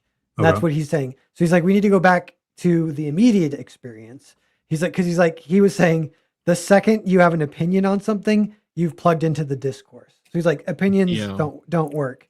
He's like, the only thing that works for like, yeah, a way to talk about art anymore after everything's been corrupted is talking about the immediate experience. And that's kind of as far as I can get. And I don't know what No, the hell he's the- talking about. I don't understand. No, that's true. The pursuit of truth is like a constant lifelong struggle of avoiding all those false dialectics people try and lay down. It's every group think. It's every like you don't like him, so you like me thing. It's like you can't like this because of this. It's constant. And yeah, it's other people who are non-creators trying to manipulate you as a creator through this abstract proxy sense. And like as an artist, you're just constantly battling.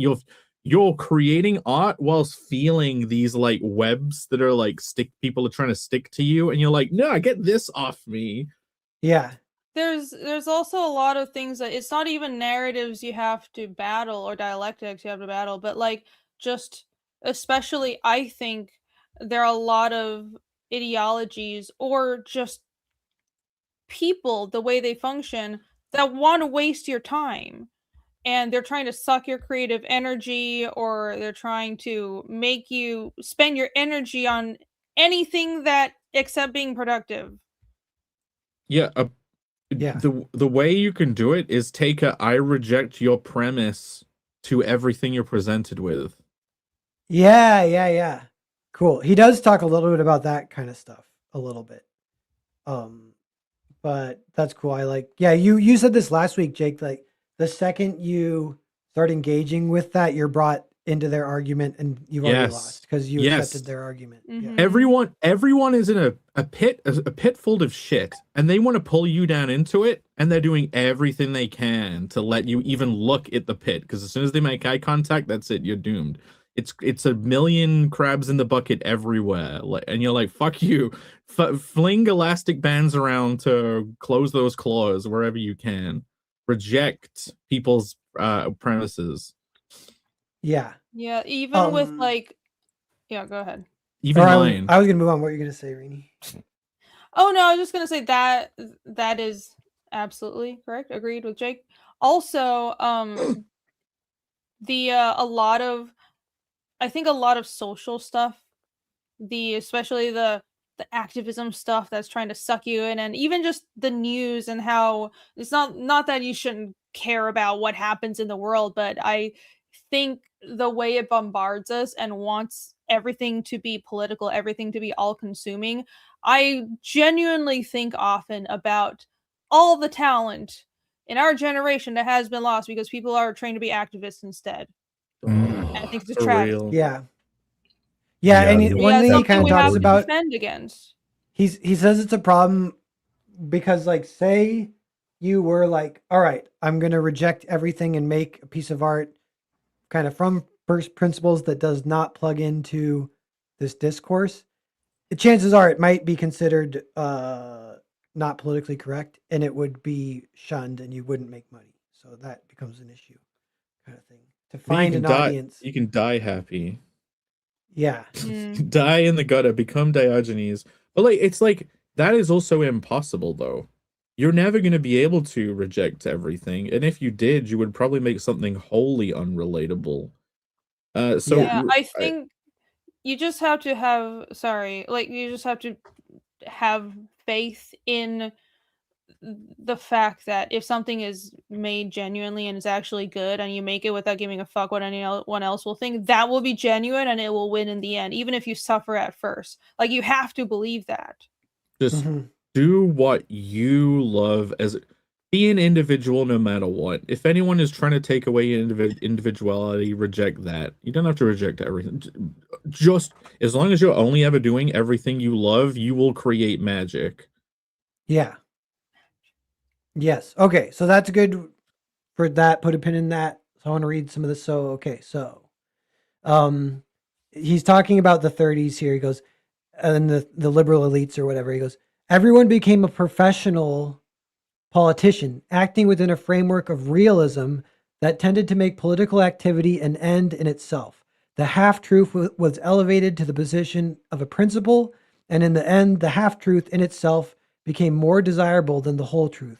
It was fashionable at the time to speak of a new maturity in American intellectual life, And in a sense, the phrase was accurate, but it was the kind of maturity that is really a willing acceptance of failure. He's living in the year 2050, writing about now. Oh Yeah. my god. Yeah. Wow. It's a Yeah, that's natural- funny. It's a natural human cycle. It's a societal cyclical thing. That's it. But yes, but with this too, the right reason I pulled this quote is because of this. He goes, the kind of maturity that is really a willing acceptance of failure. Oof. That was officially Beautiful mind blowing line. for me. Another one I hadn't thought of, and when I heard that, I was like, oh my god! And I've seen that in real life. You know, I've seen like one of my best friend's moms, who's always encouraging me to give up comics Yeah. to get a real job or whatever Oh, because it's more mature. And I'm like, oh my god, that's a thing. It's a thing, and I never was able to put words on it. But it's funny that maturity is at odds a little bit with success and failure. You know what I mean? Like that's Yeah. weird. It's the compromise. It's to just compromise your childish, fanciful dreams and live in the real world now. Which, like, in some sense, that is smart, but in another sense, it's not. That's not actually mature. That's just settling, and you're not actually living anymore at a certain point. Yeah, and I'm sure maybe like the movie, the ping pong movie, Marty Supreme. That's like what Marty Supreme was about. At the end, he has a kid and he starts crying, and you're not sure if he's crying because of the beauty of his son he's seeing for the first time, or because he's kind of given up his ping pong dream. And it's kind of a little bit of both. But it's like, he's getting mature. He's accepting failure as part of what's happening in that scene, and he's crying. It's like pretty emotional. But that's kind of interesting thing to explore. share my screen.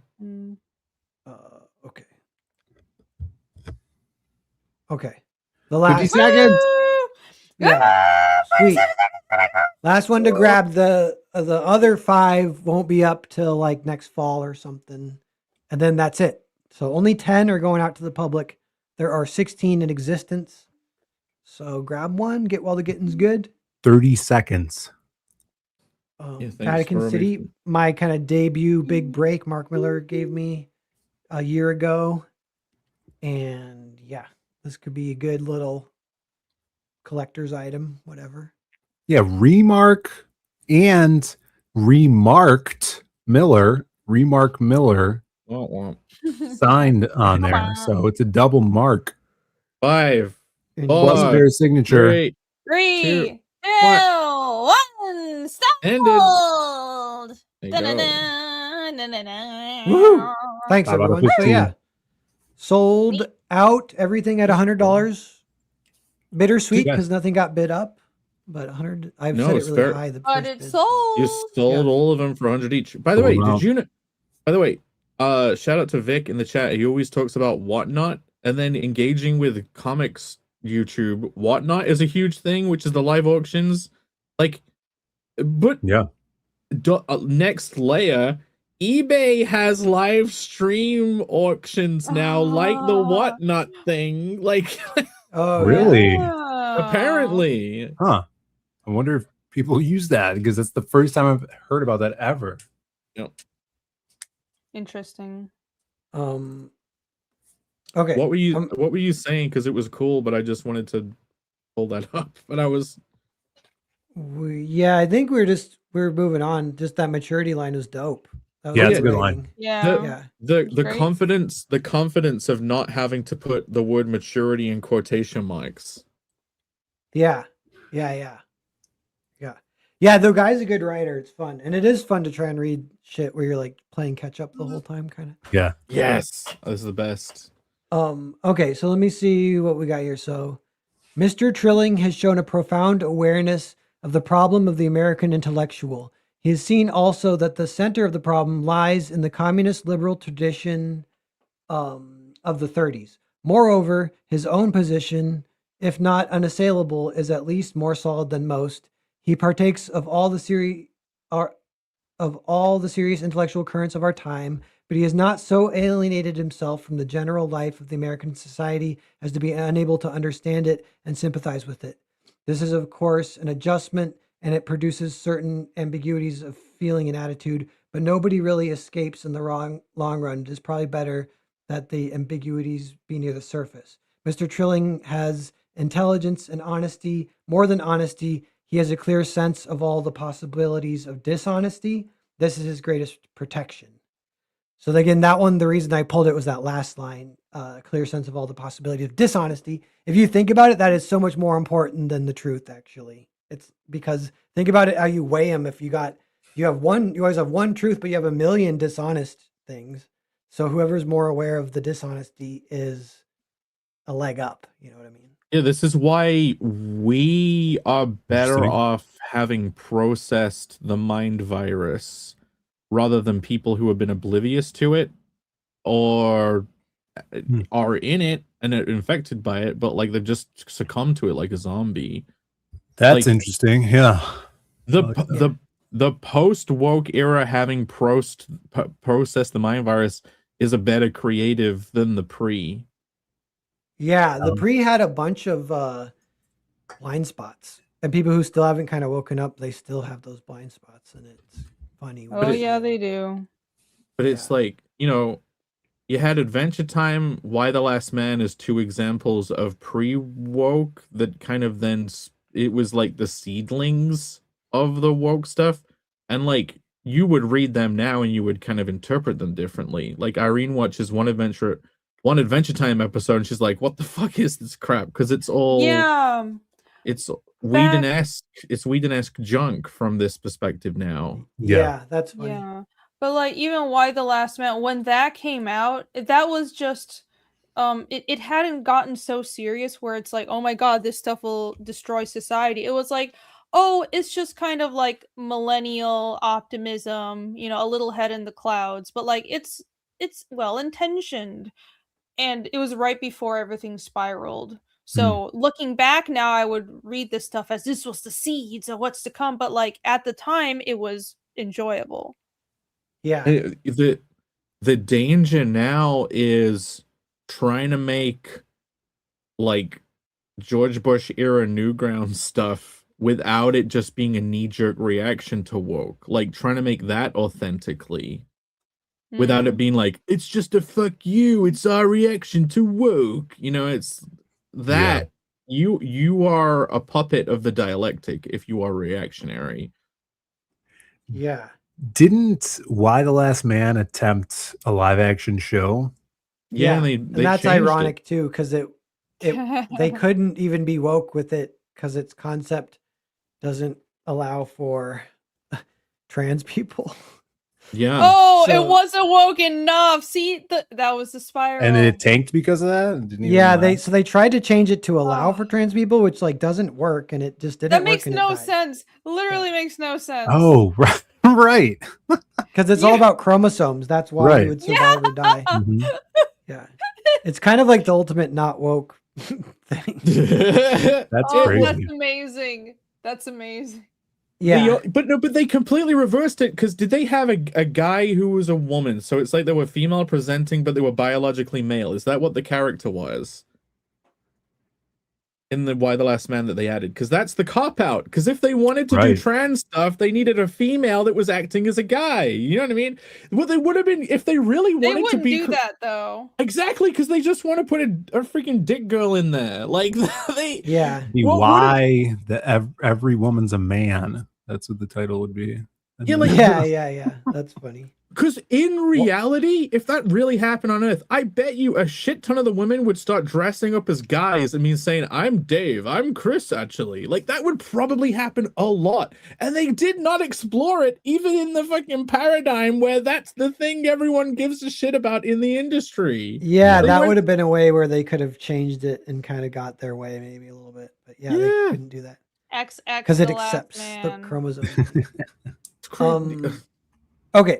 Let me read this one real fast. As a number of critics have pointed out, Mr. Trilling is greatly indebted to E.M. Forster. His method, like Forster's, is to confront his characters with situations for which their moral preconceptions have left them unprepared. The tensions and readjustments that result from these confrontations make up the novel. And again, like Forster, Mr. Trilling is not embarrassed by the necessary artificiality of fiction, blah, blah, blah, blah, blah. that was kind of a fun, quick breakdown. We're like, oh yeah, that totally works to do that for any story. You have like a guy who hates horseshoe crabs on the beach, and then his girlfriend gives him a pet horseshoe crab, and he has to deal with it. Yeah. No, yeah, that line of confront your characters with situations for which their moral preconceptions have left them unprepared. That is like the basis for character arcs. Or Yeah. a very strong basis for character arcs. I like that a lot. It was fun hearing it that simple. That kind of helped me a little bit. Yeah. So put it in there. I'm gonna write that Six. down. That was good. Succinct. Yeah. A pear nugget for my little book here. A pugget. Nice. Yeah. Write Builder's down. handbook. He confronts his characters with situations for which their moral preconceptions have left them unprepared. The tensions and readjustments that result from these confrontations make up the novel. That's And like, you know, a literally- lot of like Star Trek is even kind of like that. That's every story ever. Yeah. What story? A lot yeah. of good ones. Yeah. No, oh, some stories all the aren't. ones People that- don't know how to Building write. block, though. Yeah. well, There if are it's not static characters who don't evolve, and it's just like stuff just happens. Yeah. true, that's if Go back it's not there. if you don't Okay. do that, if Maybe. you don't do this, it's not a story essentially, right? Yes, yes. Although maybe it is. Yeah. I don't care. All you need is what rising action. I don't know. And he kind of he also says here, he's like, by the way, if you're doing that, it's okay for it to be artificial, how you get your setups for these things to happen. He's like, I understand. So I just thought that's cool because he's a critic and he's not like, and I hate this because it's all contrived, you know, like he was more like, yeah, contrive it. I don't care. I was like, No, "Whoa." that is people should, because the insecure writer that wants everyone to think they're a genius doesn't want to put in the easy thing that to you as the writer seems easy. What, like he gets kicked out of his house and now he has to figure out how to make money on his own? That's so played out, dude. Yeah. Yeah. You know, it's fine. It's okay to do things that are played out. Who cares? He wins the lottery and now he has to deal with like his personality of a poor person as a rich person. What? Like, no, it's fine. Yeah, I do think especially in comics, have you guys noticed sort of this desperation or this like focus on the high concept, as in we need to come up with something that's never been come up with before, and that just leads to a lot of ideas that are, it sounds cool in a pitch, but there's no actual substance to it. And Yeah. A lot there's of them are nothing woke. wrong with It's, just people are talking doing about it because something there's simple. woke high concepts coming out. Like I'm trying to think, Oh, what great. were they? Their tweets about him, because I would have thought high concepts were cool. I used to always think that, but some of the new ones are like, in a world where girls can't laugh at jokes, one man has the power of comedy or something like that. You know, it was shit like that. I was like, what are they doing? In a world where all brown people are oppressed. Yeah. In a world where there's nothing left to A steal. 15-year-old girl who's both plain and beautiful at the same time saves the planet and defeats the patriarchy. Yeah. Very original. And now she's her own dad from the future. Yeah. Yes. Imagine. That sounds this. awesome. And actually. also now a boy, but not Yeah. really. Okay. All right. I'm going to read another one. Hold on. Most of Can I- all, what were you going to say? So? I really do want to throw something in. That high concept and then character focus thing, the perfect mix is just doing both of those. The woke people are trying to go high concept because it's a way of avoiding character, and then there's no heart in the middle of the husk. Oh, yeah. You know what I You mean? know, And then- he talks about that in this book. That's It's cool. like a shell. Yeah. yeah, Mm. but then the other way around, if you make something that's all character and it can be really fucking good, but if the concept is not there to sell it to people, no one's going to read it. So who Yeah. cares? Mm. Yeah. He talked a little bit about that. He talked at some point too, where he almost was like, it fits with a little bit what Jake was saying. It's with this book, and this book is like a sort of anti-communist book, which was rare at the time. So it was kind of like interesting, and he was giving it props. But he's like, but it proposes as an opposite of communism. It says it should be the opposite is like people would claim is Christianity, but the real answer is like a little bit of both and just believing in yourself is like what the book says. Individuality all the Yeah, way. and he doesn't like that. He Mm. was saying like I forget why, but he's like it's a little bit of like you're engaging with their argument to begin with. All you Yes. proposed is a new set of rules. Like so you're not solving Yeah. the issue or You're whatever. like, Anarchy. well, I'm hearing your argument, but what about I make this tweak to it? Like all of the systems Yeah. of control, it's all dogmatic. You must fall in line. Let's shame you for this. Let's shame you for that. Like, Yeah, no, yeah. I reject the premise. Be an individual. Reject even me saying that. Yeah. Oh, okay. Andrew Wyatt says, "Oh, sorry. That comment that's called protagonist pummeled by the plot. There's no arc, but events just kick the crap out of the main character. That was Legend of Korra. I know we're not talking about that at all, but my Twitter has been full of people arguing about Avatar: The Last Airbender, and like that just clicked in my brain. That's exactly what Korra felt like, where she had never had any emotional growth genuinely. It's like stuff happens to her, the plot punishes her, so they were trying to make her totally not a Mary Sue because she gets beat up, but she never fucking learns anything or has to actually pay a price. Anyways, need to get that out of the way. Continue. Oh yeah, in a story, the character wises up.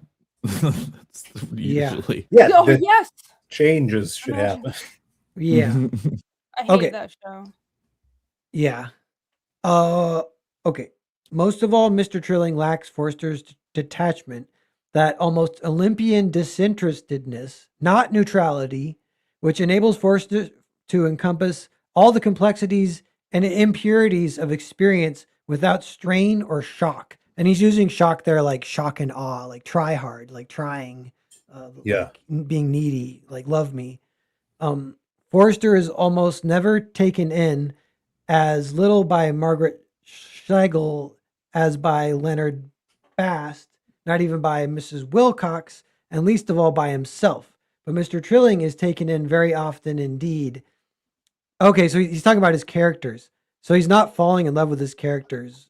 That he writes these famous characters and he doesn't become their fan of as he's writing them, kind of thing. And then he's rooting for them to get through. They get plot armor, or he's giving them the voice of the book or whatever. Yeah. And then, but he's like this other guy Trilling. Well, sorry, where was I? At least all by himself. But Mr. Trilling is taken in very often indeed. I've already mentioned Duck Caldwell and Gifford Maxim, whom Mr. Trilling takes at face value whenever by doing so he can make them more formidable. So yeah, he likes to make his characters badass. So yeah, we don't need to, I mean, that kind of gives you the general idea. But I kept that one because, again, mind-blowing. Oh my God, he's using detachment as like this ultimate goal almost. So I was like, okay. I almost would have thought that was a negative thing. Is he talking about the creator's detachment or character's detachment? Like, well, the creator's detachment, and he's saying Olympian disinterestedness. Like, imagine writing a story and not being interested. I love that. I mean, it's very mind blowing. It's kind of hard because I think like, yeah, I'm interested. I'm not sure that. I mean, that seems like it's a job instead of creating for. Can you paraphrase this? This is one genuinely. I think we would probably have to read this like several times for us to actually distill. Yeah. Well, so he's saying like, yeah, like there's something like neutrality. So obviously he's saying you can have like a point of view, and like you're trying to make art. You're not trying to be like objective and like show both sides, be in the middle. He doesn't like the middle kind of thing, I think. But yeah, so Olympian disinterestedness, as you're a writer creating a story, if you keep detachment and Olympian disinterestedness, he's using that as a super positive. So yeah, so what he's saying is, if you say you start to get interested, you start to get attached, the negatives that can happen is little things will start slipping into your story where you start to really like your characters, and that will change your story. And so he's saying this one really good writer never does that. Like his characters are completely separate. They exist in the novel as like them. This other guy, he gets kind of attached and he starts meddling with them, because he wants Well, them to be cool. Okay, but can you? This paragraph obviously says that certain specific benefits come from the Olympian disinterest. What did you understand them to be after reading this? Well, I just know he's saying negatives come if you do get interested. So like the positives that come from disinterestedness is you're avoiding all these negatives. Like all of a sudden you're starting to like give one of your characters a little bit of plot armor without knowing it because they're your favorite character. Or you're giving them a line where you're thinking it, you just want them to be your voice box for the story. Like that kind of thing. Yeah, Versus, Yeah, I'm not sure about this. Well, I feel like the only way that can happen is if you are like, what do they call it in wrestling?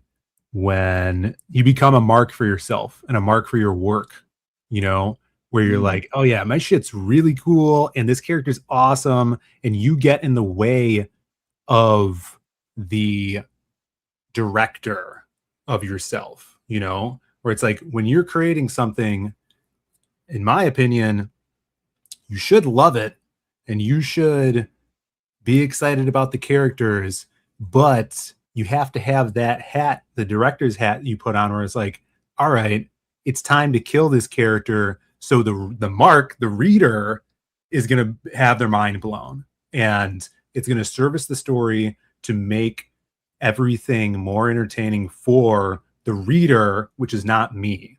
Yeah. So like essentially not being precious.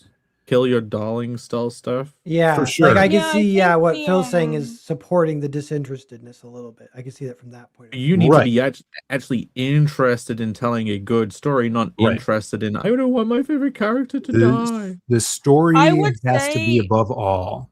Never mind. No, go What were you on. gonna say, Rini? Yeah, what was I gonna? God damn it! Sorry, I think you might be on delay. No, it's okay. So we all. Phil did wait a while to say that.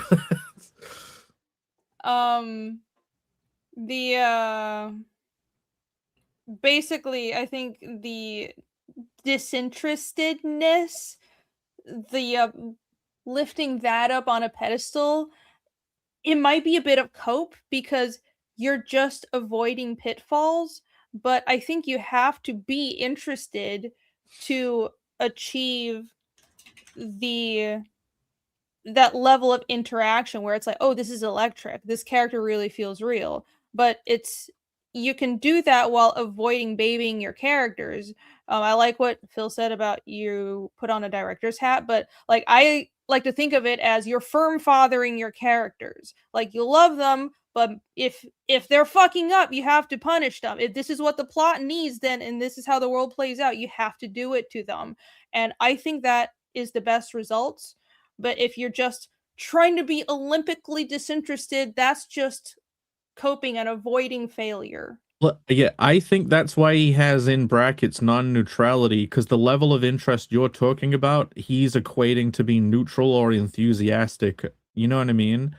Like he's creating this term of Olympian disinterestedness that you kind of have to think, what does he mean, rather than like, because instantly disinterest at face value, it means I don't give a fuck about it. But then in brackets he has non-neutral.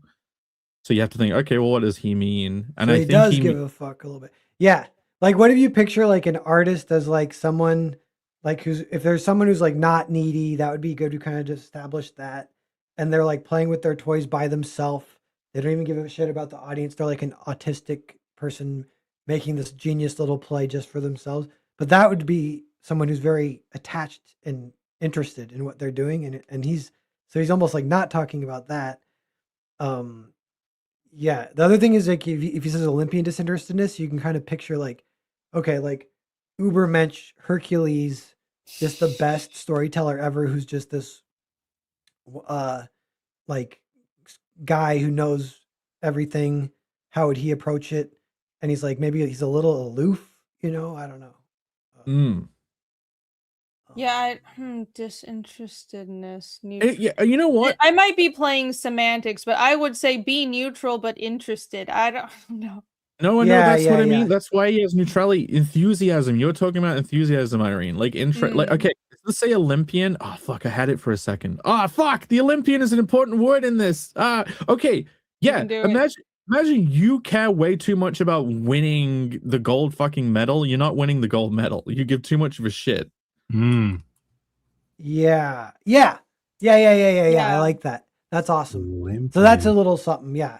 Oh, you know what else is there's a filmmaker named Robert Altman who Pauline Kael, he's like her favorite.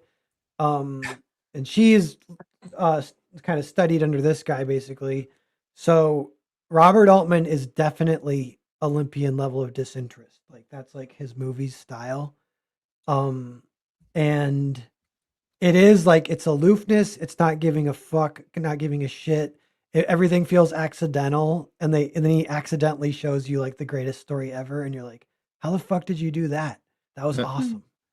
But so yeah, like that would be just like an example of it working and being awesome. I don't know exactly what that would mean in comics, like is a little bit like because I think of like being autistic the way we romanticize it, maybe not the way it's actually used, of like doing your little idiosyncratic things because you feel like doing it. You don't give a shit about anyone else. I kind of like that idea. And I like art that might give you that vibe if you're reading it. And then I don't know how much this like fits in with that or not. Well, this is just abstract and high level, and I really think like only 1% of creatives can psychoanalyze their own creative process to actually integrate this kind of stuff. Most people are retarded. We're just gonna do what we're gonna do anyway, and then the critic will talk about it. Yeah. And for most people, it's like you're either overthinking it or you're not. But I don't know. Most people won't be able to self-reflect after reading this and actually analyze their own stuff. Yeah, like I like if you sit down tomorrow and we're like, all right, I gotta be Olympian level of disinterested but not neutral. Let's go. Yeah. Right. And the thing is, you're caring so much to like try and apply it stringently. That is over-interestedness in this context. Yeah, I could kind of see that maybe. Yeah, Wh- like try Wyatt- hard or whatever. Yeah. Wyatt had a good comment that Phil reacted to in the chat. Yeah, Phil. Sorry, did we cut you off, Phil? What are you gonna say? No. I just have these Not that great one. spurts of thought. Not that one. That's the one I reacted to. Oh, really? Yeah. Great Really? wisdom to share. You What said was the Phil. one It has that you Phil. saw? It's the next one up. He gave up before he got there. He was the guy digging for the diamonds in the meme. Click that. Oh yeah, I didn't even see that one. Phil, what do you think? Oh no, I saw this one. Click that one. The bit of both. Yeah. I replied that one. Write the story with all the passion. Get it out. That was like 15 minutes ago. Without passion and kill your darlings. Yeah. Okay, no. He says, goes back to what Jake was saying earlier. Need other people to read what you made and point out what they don't understand. He said something about like getting an editor, essentially. The detachment is... Yeah. They would bring some detachment to it. What So about if- that? Like, Oh, definitely, The yeah. opposite of detachment is passion. Picture two writers. One guy is super passionate about what he's writing. The other guy is super detached. Mm-hmm. And I feel like the detached one could be better. The passionate one, he would be way too, like forest for the trees, way too tunnel vision. Way Well, I too mean, so many that is a great example. Is the editor is someone that is detached. Yes. You know? Okay. Mhm. Andrew says, I do want to ask, going to what Jake said earlier, so if we can never truly be the reader, wouldn't that make having a great review team / editor absolutely essential? And I bring this one up because I know Irene would have a strong opinion about it. Mm-hmm. Yeah, but she's not here. What? So. I'm here. No, I'm did you- here. She was Did you taking hear- a crap. She went really fast. Oh Did- my god! A Did you hear what- 30-second crap. Yes. No, I was blowing my Did you nose. hear what I said? Yes. No. But I'm reading the comic again. I'm reading the comic again. Why? No, oh my god. Our editor is so important. Editors are important because it's a second set of eyes that helps you catch problems quicker and speeds up the review process. Yeah, he said a great review team / editor. It really, Yes. I would say, it's like an integral thing, I think. Yes. Yeah.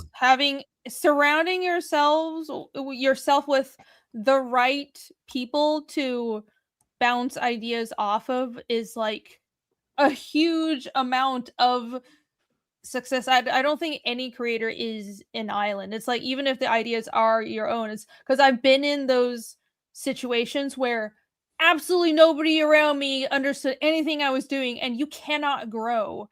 So a good editor and just like good creative friends is fucking super important.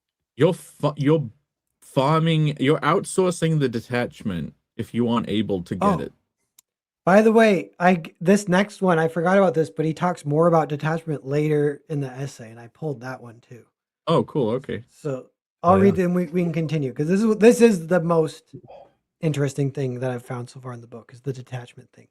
But okay, so Mr. Trilling is here finally reduced to the level of his subject. Like the Stalinists themselves, he can respond to the complexity of experience only with a revision of doctrine. That's what we talked about earlier, that like, yeah, he's just sticking within the system that they created. Yeah. His doctrine may be sound, though the via media too can be a form of cant. And that cant, that's like from incantation, I think. And cant might mean like spell. I'm just guessing. I actually didn't look it up. Via media is like another term besides in media res, I think. So does via media mean after the fact or like before? So I don't know. I don't know. So anyway, From yeah, the media? this is 1930s using big words. But the point is that it is irrelevant. The novelist's function is to argue with his characters, or at least not to try too hard to win the argument. One might think, perhaps, that the virtue of detachment belongs to the intelligence and thus has nothing to do with the problem of feeling. That's like passion versus detachment we were talking a little bit about. But the detachment of a creative writer rests precisely on his ability to create what seems, at least to him, an adequate emotional and moral response to experience, a response that is objectively valid in the sense that it seems to inhere in the experience itself and to come into being automatically, so to speak, with the recreation of the experience. So yeah, you're kind of pursuing truth with a capital T a little bit if we try to do that. Yeah. That's good. And that's something that you know who does that really good? Lena Dunham. But I knew you were gonna fucking. God. I wouldn't know. She's saying all the things that she wouldn't say. Yeah, totally. She's saying stuff that she would disagree with, but the characters say it. So she's like, well. Before you derailed it with that bovine interjection there about Lena, there was something that was here that I wanted to reread. One might think that perhaps the virtue of detachment belongs to the intelligence and thus has nothing to do with the problem of feeling, but the detachment of a creative writer rests precisely on his own ability to create what seems adequate and emotional. Yeah, and then also here, the novelist's function is to not argue with his characters, or at least not try too hard to win the argument. I think I now you rereading that helped me understand what the fuck that means, because I didn't get it till just now. So I do know what it means. He's saying, yeah, if you make it, if you are writing a novel and then you're writing your characters, you're not supposed to come into that novel all of a sudden and teach them a lesson and like beat them down or whatever. The novel's about them. It's not about you. That's what he's saying, kind of like. This is not about you, man. I think he's also saying that the act of detachment isn't a purely intellectual pursuit. It's the ability to let the emotions of the characters play out without meddling, which is a restraint of your own emotions. Yeah. And he's all in that last thing too, like at least not try too hard to win the argument. Like if you definitely all of a sudden you come in with like, and that's why you should always do your homework, because he didn't do it. He's fired now. Like, see, like, I don't know. Like it. Well, on the other hand, I think as the creator, it's your job to create characters that argue with your protagonist. Yes. Mhm. Yes. It's the Yeah. dynamic storytelling. Right, because when you originally read that, I missed the not part, so I thought he was, Yeah. being metaphorical, and it's like, yeah, you should argue with your characters, but you can't win the argument. Like, you need to show the protagonist's Yeah. point of view and stance. It's weird. It and- almost works that way too, just because of Right. the semantics. Yeah, so that's why I thought you said that's why I had to rewrite it, and then I saw the not part. But yeah, I think you could take it either way. I think it's our job to argue with the protagonist through other characters and roadblocks and oppositions in the world that we create.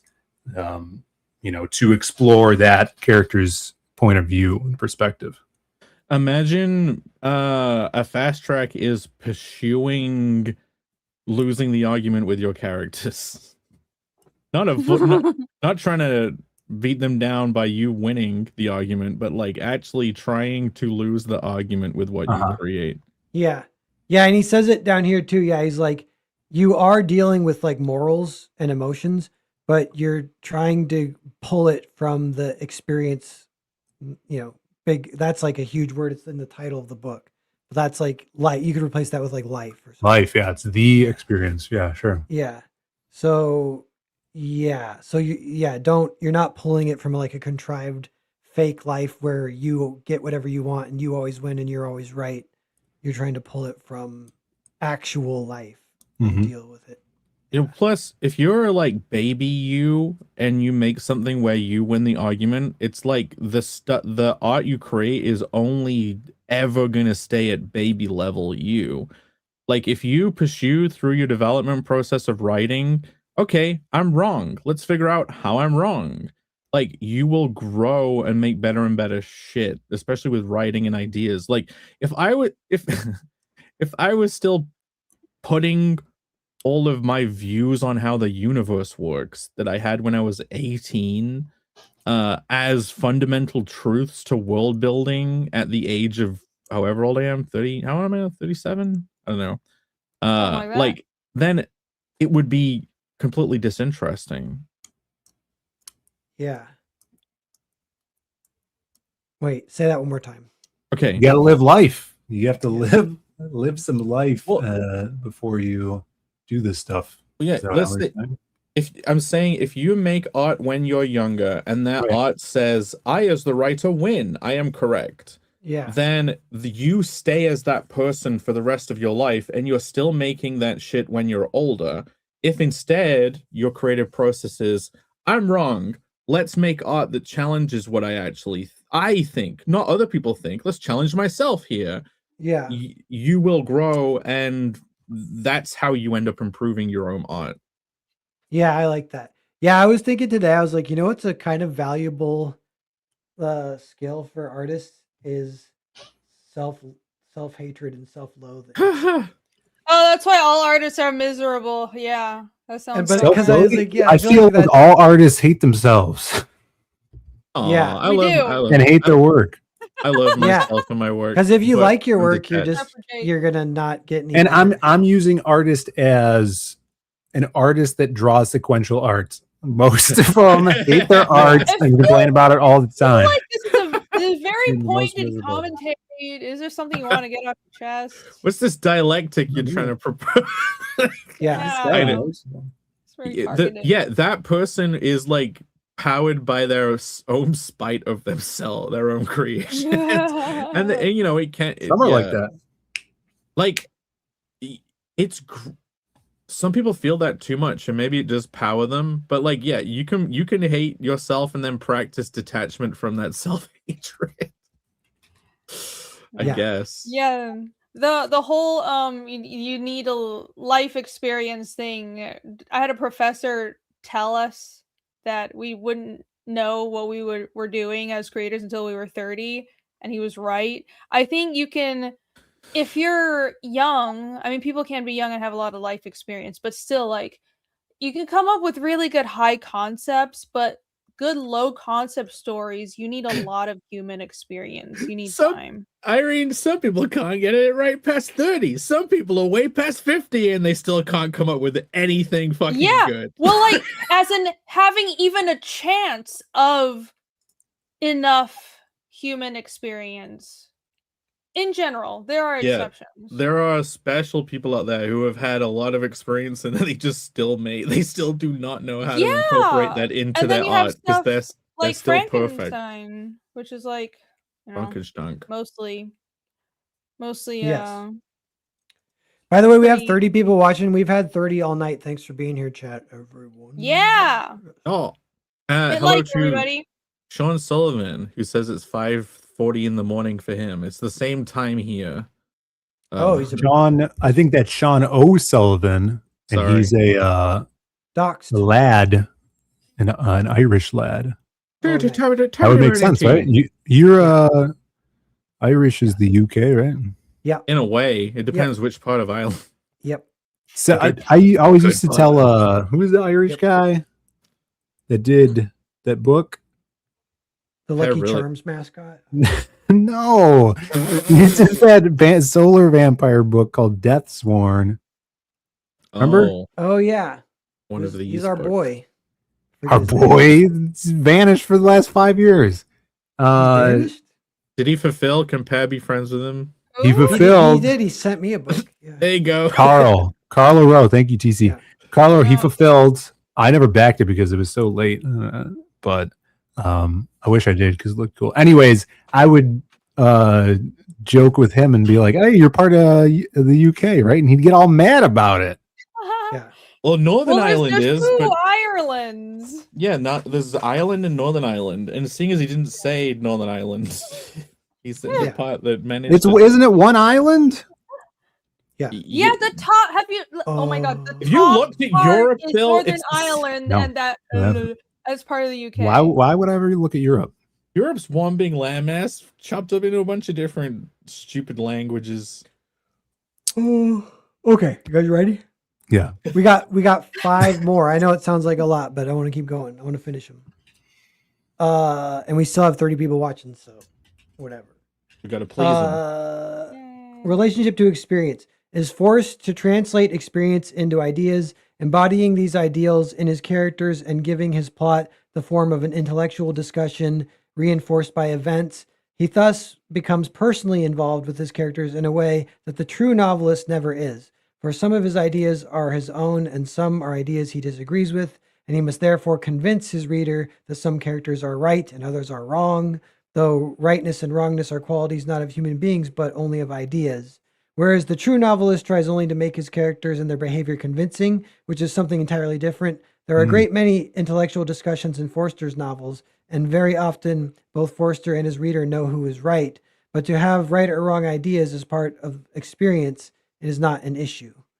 So I think that's just wrapping up from the previous page. I don't No, know. that's first principles stuff. That's Yeah. like make Mario jump. Jump is fun, but Yeah. don't make Mario argue with Waluigi about communism versus capitalism and have one of them win. Yeah, and have him There be you like go. the one that you wanted to win wins and blah blah blah. The Yeah. takeaway for me for that is to have your characters kind of above all, even more so of being right and wrong, of being convincing, because people are right and wrong at the same time about different things, Yeah, always. Yes. So if they're convincing in their ideas and convictions, they could still be a protagonist that has a bad take on something. So that's Yeah. a good note there is the convincing aspect above yeah, all. I like that. I think you centered on the good takeaway. I gotta. You try to can remember root that, too. because you very like 98% of all stories are you rooting for someone who's probably wrong. You're Yeah. still Yeah. rooting for. Yeah. All right. I have dwelt so much upon Forster because it is apparent that Mr. Trilling. So you guys can pick up now that Forster is the one who does everything great. Trilling is the guy who's fucking everything up, which is hilarious. in Clearly. itself. Are these Not even knowing like these books or having read them at all. Mr. Forster, Mr. Trilling, you fucked it I up know. again. That's what it Oh, sounds okay. like in my head. I've been riding the fence as if on whether or not these are real people or just names he invented as Yeah. surrogates for positions in the book. It's funny it does work even if you haven't read or know who the fuck they are. Yeah. Yeah. Okay. I have dwelt so much upon Forster because it is apparent that Mr. Trilling has tried to model himself most of all on Forster, though to some degree on James, and on the moral and intellectual quality that Forster embodies. And because the gap that remains between the two writers is more than a disparity of talent, the point is not that Mr. Trilling is not a great novelist. A healthy culture has room for the minor talent. What is significant is that Mr. Trilling has not yet solved the problem of being a novelist at all. And this failure is not his alone. I know, isn't that kind of hardcore? Damn. And his failure, he comes in a way to represent us all, as perhaps he would not represent us if he had succeeded. The problem remains: how shall we regain the use of our experience in the world of mass culture? So yeah, he uses mass culture as this it's like the machine that things get plugged into and it ruins everything. It's and it got created by the elites in the 30s. And it's like a politicalization kind of thing. Yeah. Okay, I don't know if this is gonna make sense, but like the last page and this mention of mass culture, does it make sense to say that maybe part of it is just not giving a shit about the moral implications or moral resonance or moral message of your story and letting it just genuinely play out regardless of what the current culture would think Without becoming a reactionary powered by spite. Yeah, like basically don't give a shit about morals when you're writing the story. Yeah, and I think Just he let kind it of says happen. Forster doesn't. Yeah, he's like Forster doesn't do that in a good way, and Trilling is a reactionary. Like Trilling actually kind of got it right because he was anti-communist, but he was still playing their game, and he loses kind of thing. But just like the earlier point about processing the dishonesties of the world, you can't avoid being cringe. You have to just let yourself be a reactionary. Let yourself make something that was to placate the woke shit, but then you realize, man, this sucked, and I feel gross that I even tried. You know what I mean? Like the Whedon-esque era that your brain was like, oh, I'll just be a quirk chungus in my dialogue, and then you go through that, and then you learn, oh fuck, that wasn't the move. Yeah, yeah, we've all been there, and it's funny because that's what's popular now. I'm definitely paranoid. I'm still want. at any point have something like that going on that I'm gonna look back. You're still there later. We always will be though. Like you're always gonna be wrong. Like it's like with Connell originally. Okay, do you know what? You know why I think there's a good basis for Connell is because I originally made it thinking no one would ever see it. The point of the project was make something that's whatever you want and no one's ever gonna see it. Yeah. And then I retooled and so you're like giant dick guy. No, I actually think that got added to make it more marketable. Oh, okay. Originally it really was. Yeah. So originally it was just a fucking harem thing with this fantasy world. The character was a dickhead, and like he got his own way with everything, and the world was just constantly bending to like the whims of this mask-esque like entity. The Blue Dick X thing, the shape-shifting thing, that was trying to storyalize it, give the character some conflict. You know what I mean? Like he it's like Woody going from an asshole to being like the leader of the toys. If you know the story of how Toy Story was developed. Oh, I don't, but that sounds interesting. Yeah, Woody used to be a dirty comedian style character originally. Toy Story is so cool. The whole story, Pixar was so good back in the day. You should sure was. Look up original Woody. Like he was actually an asshole. But that's a great creative process that they went from that. That's fun that they were open to that. Was he a cowboy? He was still a cowboy, but he was like a sleazy, dirty joke comedian guy. I think like he was still a cowboy. That's I could look it up. Is it Andrew WK? I can't remember those kind of comedians. Yeah. Louis C.K. Okay. Oh, I got a Crazy Cat one. You guys ready? Can I read this while you're looking, Jake? Or should I wait? Go. Yeah. Okay. You can read. In Crazy Cat, a very sweet-tempered fantasy, the gap between mass culture and respectable culture manifests itself not in an open rejection of society, but more indirectly in a complete disregard of the standards of respectable art. Which is that like he's ripping on it a little bit? I don't know what. Working that for an sounds like- audience. Yeah, it's like both. It's like Mm. it's a humble. What do you call when you hurt their feelings, but being nice, whatever. Passive aggressive. Yeah, compliment. is what? Backhanded compliment. Yeah, that's what it is. Yeah. Ah. Working for an audience completely out of touch with the concerns of the serious-minded, George Harriman had the advantage that Lewis Carroll got by writing for children. So long as the internal patterns of his work, the personal and physical relationships of the characters remained simple, he was fairly sure to please. Where no art is important, Crazy Cat is as real and important a work of art as any other.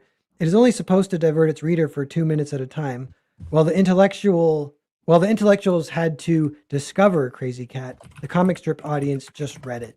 And that's why I pulled that quote, because that gets a little bit like he definitely doesn't like the intellectuals. So he's kind of, some of his book is like trying to defend mass culture, even though it's like lower art, but and he kind of acknowledges it's supposedly not the best. The thing he says too, this was made at a time when movies were kind of young, and movies were very much considered not high art.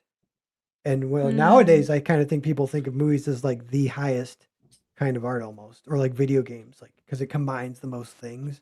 But back in the day, in the 30s, it was like paintings, poetry, novels. That's high art. Some novels, not even all. That's it. You know what I mean? That's high art. This guy is in support of the second Mario movie within this paragraph. Oh no. Yeah, I'm wondering about that. Yeah, he might Simple. be. Yeah. Yeah, but yeah, and this almost is getting like he's getting in that zone of like, does this count as detachment? And this is like autistic disregard of the standards of respectable art. But yeah, thus Harriman's art is fantasy not can be free and respectable. relaxed. It can go its own way. When his head came down on the paper. If you're or go ahead. Sorry. Yeah, if you break the chains of high art, you're free to fly into the winds of cringe.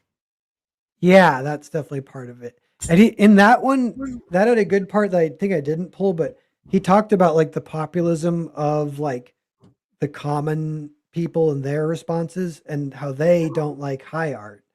And that's like a little interesting kind of thing too.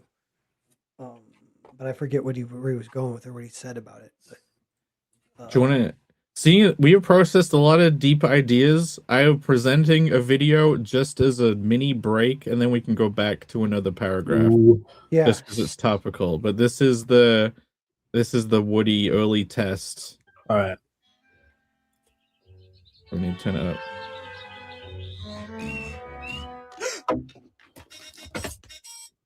Hi, pal, what you doing? I'm Tempest from Mars. Yeah, what's his butt? Say, you weren't thinking of flying, were you? Well, you know Andy loves toys that can fly. Really? Well then, to infinity and beyond. He's just being a cunt. You know, Yeah. toys that he can find. Like, what a dickhead. nice. Yeah. Oh, it's funny. He's still a cunt in Toy Story. Remember? Yeah. At the beginning or whatever we have it. He's just not as much. In a different Yeah, he way. like hides it more. He's like a better character. It's hilarious. Yeah. Early Pixar so good. Okay. Yeah. Pixar's so bad now too. Yeah. Just slop. That it's the last bastion of Beanmouth. Yeah. Ugh, it is. It's like it's because Yeah, it's funny of all the- they were the last bastion. Who would have thought?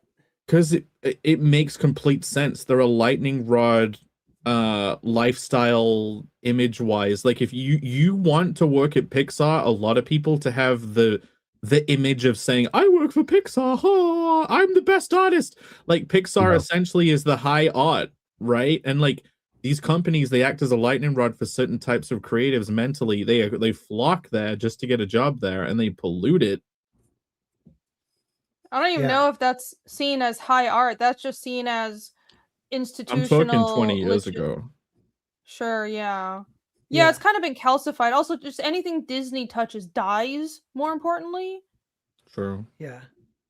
I think it got eaten from the inside out by artists that care about, I want to be in the beautiful land where we make Wall-E, and then they make Elio. Yeah. Sure. Elio. What the Yeah. hell's Some Elio? people can study it. Some shit happened. They all got crappy. It was a slow, I think it's a slow poison by the people who were attracted by the image of being able to say they worked for Pixar, which was very prestigious. Yeah. When He's on the accolade. You're right. Yeah. Well, and at some point they kicked out the people that started the company. You know, the Me Yep. Too kind of shit and everything. Oh, accolade chasing artists ruin these bastion companies, and they make enough money so they can stay on life support forever. So the poison can really, it's a zombie company. The poison is deep. It's the same for like a parasite. It's like an ant with that parasite. It's like Blizzard. You know what I mean? The only company that's managed to avoid it, I think, big wise, is fucking Valve, because they employ hardly anyone. Yeah, and their main small. guy's still there. They didn't kick him out yet. He didn't get Me Too'd. Yeah. I know for a fact that what you're actually paid at Valve is based on everyone else's opinion of how productive you are. People don't know this. They have like peer reviews from other people, and like other people who work with you, and that goes into how much you're paid pay grade wise. It's so fucking fun. It's great. That's amazing. Valve is the best company in the universe. Okay, there's 2 more and then I'm done. So now, final stretch. We're going to limp across the finish line here. The continual flux is never mentioned and has no meaning. It is just that Harriman felt no obligation either to keep the background still or to explain its mobility. This absolute fantasy sometimes becomes mechanical, but it is never heavy, and it frequently achieves the fresh quality of pure play, freed from the necessity to be dignified or significant, and not obviously concerned even with entertaining its audience. Yeah. So I was like, oh shit, that's fucking badass. I would love to make something that seems like it's not even concerned with entertaining its audience. There is value to just not even giving a shit. Like, this just exists. It's good on its own. You like it or you don't. Like that. Yeah. That's a whole level of, that's like in the monkey brain to big brain meme. Like that's. Yeah. He explains too. It's I mean, it probably works more with something like this than like with a big comic. This is a comic strip. He said the plot is always the same in every comic strip, but it's different ways that it happens. But it's Crazy, who's a cat, loves Ignat's mouse. Ignat's mouse hates Crazy Cat and tries to hit him in the head with a brick every issue. And Crazy Cat actually likes getting hit by the brick by Ignat's mouse because he likes Ignat's mouse so much. So he's waiting to get hit by the brick, and he kind of gets off on it. And that's like this guy reading into it. I don't think he actually gets off on it, but like it's kind of there in the funny. Speaking of like psychology stuff, and then there's 1/3 characters. There's only 3, and they do this dance every time. The 3rd character is like a cop. I don't know if it's in the thing, but he's a cop, and he always arrests Ignatz after Ignatz hits Crazy with the brick. So Ignatz always goes to jail. Crazy gets hit with a brick, and the cop arrests. And there's like 50,000 versions of that. Is what Crazy. Wow. You know, the Deech in the chat says, unconcerned with entertaining the audience sounds like literally masturbation. So look, all of these things, I'm trying to translate what this guy means for his time. Like, I think you translate this, instead of saying unconcerned with entertaining an audience, it's more like unconcerned with impressing the audience. Like, yeah. You're not like overthinking. Go ahead. Yeah, it's one of those too many test audiences ruin a movie situations is how I'm reading it, where that's being concerned with the audience to too much of a level. It's like, well, you should try in general to make your work entertaining, but neither your own emotions nor what everyone else will think should guide it. I think that's what he's saying. Yeah. And like the opposite end of that spectrum that he's kind of setting up, it is like the more needy. So like on this side, more negative, you would have like someone who's really needy, someone obsessed with the audience, love me, love me. And over here, you got someone who's like so autistic, they don't even know you exist. And they don't give a shit about you at all. Chris Chan. Yeah. Yeah. No. And yet there's a First certain name. draw. There is This- like a reaction the audience has to those things though. Like if you can imagine like the way a piece of art can feel, like if it feels needy and try hard, you have a revulsion to that. And if there's a piece of art that feels like it doesn't give a fuck about you and it's going to do what it's going to do and you can come along if you want, Yeah. like that feels great sometimes to experience. It can work either way, because there are stories that are very much made for with the message and the feeling of, I want the audience to like this and I'm aware of this is for the audience. That can work, but it also can work the other way if it's paired with the creator letting go of their ego. I don't know if that's a good way to put it, but like it's not just being unconcerned with the audience. You also have to be unconcerned with your own ego. Yeah. Oh, you know, to go back to the freaking Charlie Chaplin guy, I do kind of get it now. The whole, isn't all art them trying to look impressive? So imagine the art where it's like the artist is trying to make the audience love them. The opposite end of the spectrum is you're trying to make the audience love the art, not you. Like every time I get complimented for like what I did right, I'm like, love the story, don't love me. Like if someone seems to present it as like, you do great as a person, it's I instantly feel like that's death. Like I don't want that. Go away. You know what I mean? Like, yeah. Love the art. Yeah. Compliment the art, not me. Like they could give a backhanded compliment almost if they're like, you seem like a really cool dude. And I liked your story was fine, but you seem awesome. I don't know. Yeah, but like I love when you do this, or you always make such great that. It's like that's not useful. Like that Yeah. Indeed, Rooney. Okay, last one. It is a matter of language more directly than anything else. The events of the play are of little consequence. What matters is the words of the characters, the way they talk, as much as the things they say. Odets employs consistently and with particular skill what amounts to a special type of dramatic poetry. His characters do not speak in poetry. Indeed, they usually become ridiculous when they are made to speak poetically, but the speeches put into their mouths have the full effect of poetry, suggesting much more than is said, and depending on the enrichment of the suggestion upon the sensibility and experience of the hearer. Many of the things said on the stage are startling for their irrelevance. They neither contribute to the progress of the plot nor offer a very special light upon the character of the participants. The hearer supplies the meaning. So I included that one too, because that is also, again, like, are we talking like 4D chess levels here? That maybe it's a goal to achieve, but I do like that idea that,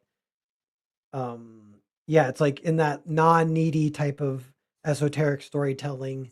And there might be like a hypothetical story where if there is a story deliberately made without meaning, the audience is going to put meaning on it. So they will get an interesting experience from that.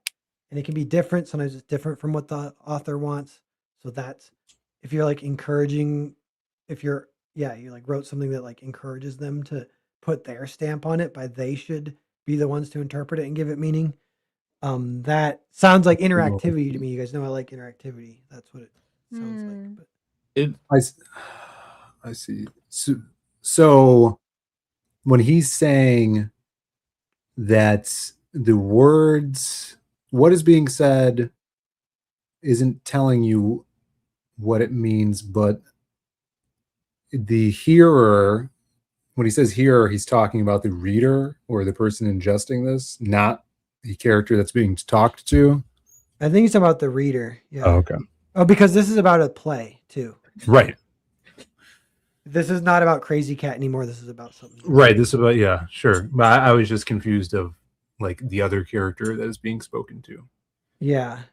Is this just a paragraph against poetic writing, saying it's superfluous and masturbatory, and everything should be plot related, or because It's like the opposite. It's almost like the opposite of that, because he says this is what I kind of like. He goes that it because he's saying it as a compliment is what's weird. So he's saying this play has them saying stuff that doesn't contribute to the plot, and it doesn't add anything to their character. But he's like, but the hearer, there's something there that the hearer is encouraged to add a meaning to. And for specifically for this, he's talking about New York Jewish culture, and this is a Jewish play. So he's saying like there's like Jewishness in it, that there's like a secret meaning in a lot of the stuff, which that might like then it's a little more obvious. Like, oh, okay. Yeah, for us G's, we're not supposed to know what that means. Now I know. Yeah. It means, But I get that idea. Like even if you're, it's not even like I don't even think it's like, oh, you give it a secret meaning. It's more like no, you give it no meaning. If you write like a scene that has no point and nothing happens of importance, and it doesn't advance the plot and it doesn't build character, like if the whole thing is like that, obviously that doesn't work. But I like that stuff in stories. So, but I'm trying to think of an example. Radar will automatically translate it for me. I understand now. Yeah. Well, I think taking this at face value, that part specifically, Pear, where you're talking about, there's a fluff of dialogue that neither advances the plot or adds to character and is kind of a blank slate that the audience implants meaning onto, is definitely a detriment to comic book writing. Oh, yeah. We never want that because we have such limited space, and we can replace that with dialogue that actually like invisibly expands the character or plot without wasting space, words.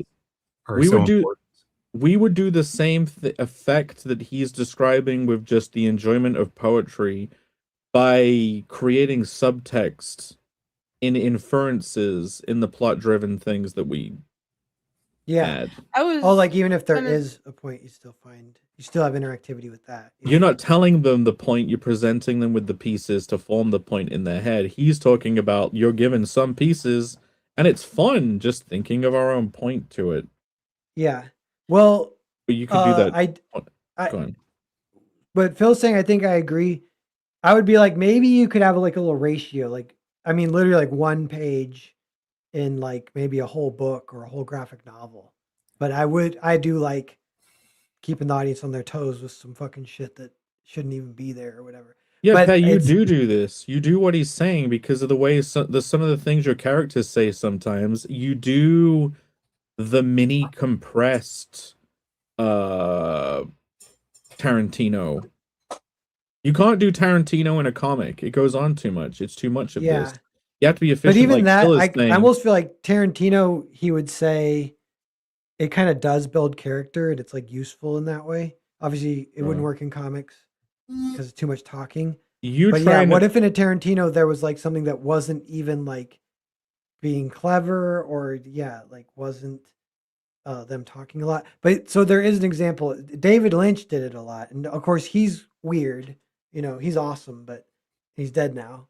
But Mulholland Drive, it has like a series of vignettes, and these scenes play out, and a lot of what the interactive experience is, you're going, why are you showing me this? Why are you showing me this? And you kind of will get kind of mad sometimes almost, but it's very entertaining, and you're like searching for meaning. It gets your brain firing hard. Why are you showing me this? Because it's like, what the fuck? Right. Yeah, I mean, with that stuff, I think there's should be a payoff for sure. Yeah. It's a form of tension, a valid form of tension. Yeah. And he finds a way where it's... Or go ahead, Rini. I was going to say, I think you can do what he's mentioning here, that creating poetry in comics, but with the art instead of putting anything in the writing. Like you can have those moments in comics that are beat to just rest, and you can create a mood that is up for the viewer's interpretation. You have to really know what you're doing with the art, but it's possible. And I've tried to kind of do that with expressions sometimes. It's like the silent panel, it's just the character's expression speaking that can be up for interpretation. And that is, yeah, it's up to the viewer. Yeah, I like that. I think that is a good solution almost. Because as soon as you said it, I'm like, oh, like Magnola, you know, Hellboy. Yeah, he does that a lot. Yeah, he'll give you maybe a whole mood page, and you're like, yeah, that's Yeah, just technically the a mood, waste and of space. you can, but I it like works. that, It's like the though. Yeah. signature of his work. It's a signature of Hellboy. Yeah. Yeah, Yeah. builds Yeah. a vibe. Oh, and I guess you know, like why where think this example where it would have a payoff, but Phil and Jake and Rini, have you guys seen Dragged Across Concrete? Have you familiar with that movie? No, No. I might have heard of it. That's by, I forget the guy's name, but he is a right-wing filmmaker. He got sort of canceled after that movie. And he just got to make another movie. He also did the Western where they fight the troglodytes that rip the guy in half with the axe. You know what I'm talking about? Bone Tomahawk. Yeah. So he did Bone Tomahawk. He Never did seen it. Dragged Across Concrete. Dragged Across Concrete has a scene where you start following this woman. She's kind of getting ready for work, kissing her husband goodbye. She might be pregnant or finds out she's pregnant. There's a little bit of drama. She's like cooking breakfast. Some of it's a little boring. You kind of have this thing going where you're like, why are you showing me this? Why are you showing me this? Why are you showing me this? What's going on? And yeah, like it kind of gets a little uneasy almost in some ways because of the type of movie this is. So she goes to work in the bank, and literally you spent the like 20 minutes with her. It's a 2.5-hour movie, and it's like, yeah, indulgent. Like you could do a version of that movie that's like 90 minutes. So it's like an art film in a little ways. Is Kurt Russell in that film as well? No, Mel Gibson is. Oh, okay. And yeah. Vince Vaughn. But yeah, so she goes to work. You find out she works in the bank. This is a little bit of like a big reveal. And then the bank gets robbed, and then they kill a few people to make an example, and they like blow, her fucking arm gets blown off, and she dies slowly on the floor. And the only reason you got to spend time with her was for you to feel more fucked up that she's the one who Yeah. dies. Wow. So it wasn't like a random person just died. It's like the person you thought was the main character dies. Wow. And yeah, it's That's like that's kind of fun though. Like it seems like such a dangerous thing to do, but it's probably makes that more memorable, you know, and impactful. yeah, Even it's though it's kind of. kinda I was cheap, like, but yeah, it's like a little manipulative. It's a little Yeah. like, yeah, a little manipulative. And I wonder how that he doesn't. I haven't found him talk about that yet. About what he. Manipulate. Well, everything. Yeah. I kind of enjoy doing that idea. I wrote a comic once where it's like the whole first page is like one of those character walking down the street, and then it's like a bunch of text that's talking about them. And you know me, if I read that comic, I'd throw it out the window because I'm like, you want me to read all these speech bubbles on the first page? Fuck you. But Yeah. like, it's even looking after, it's like playing to that lowest common denominator audience. Because you turn the page and that person is like getting crushed against the wall by a car. They're being driven by the actual main characters. And then they like look out the window and they're like, what happened? And they're like, oh, I think we hit a dog. And then they drive off. They crush the person. Like, I like that. You know what that we've is cool. kind of talked about? It's like a type of device. And what was the term I was saying? It's like an airlock almost.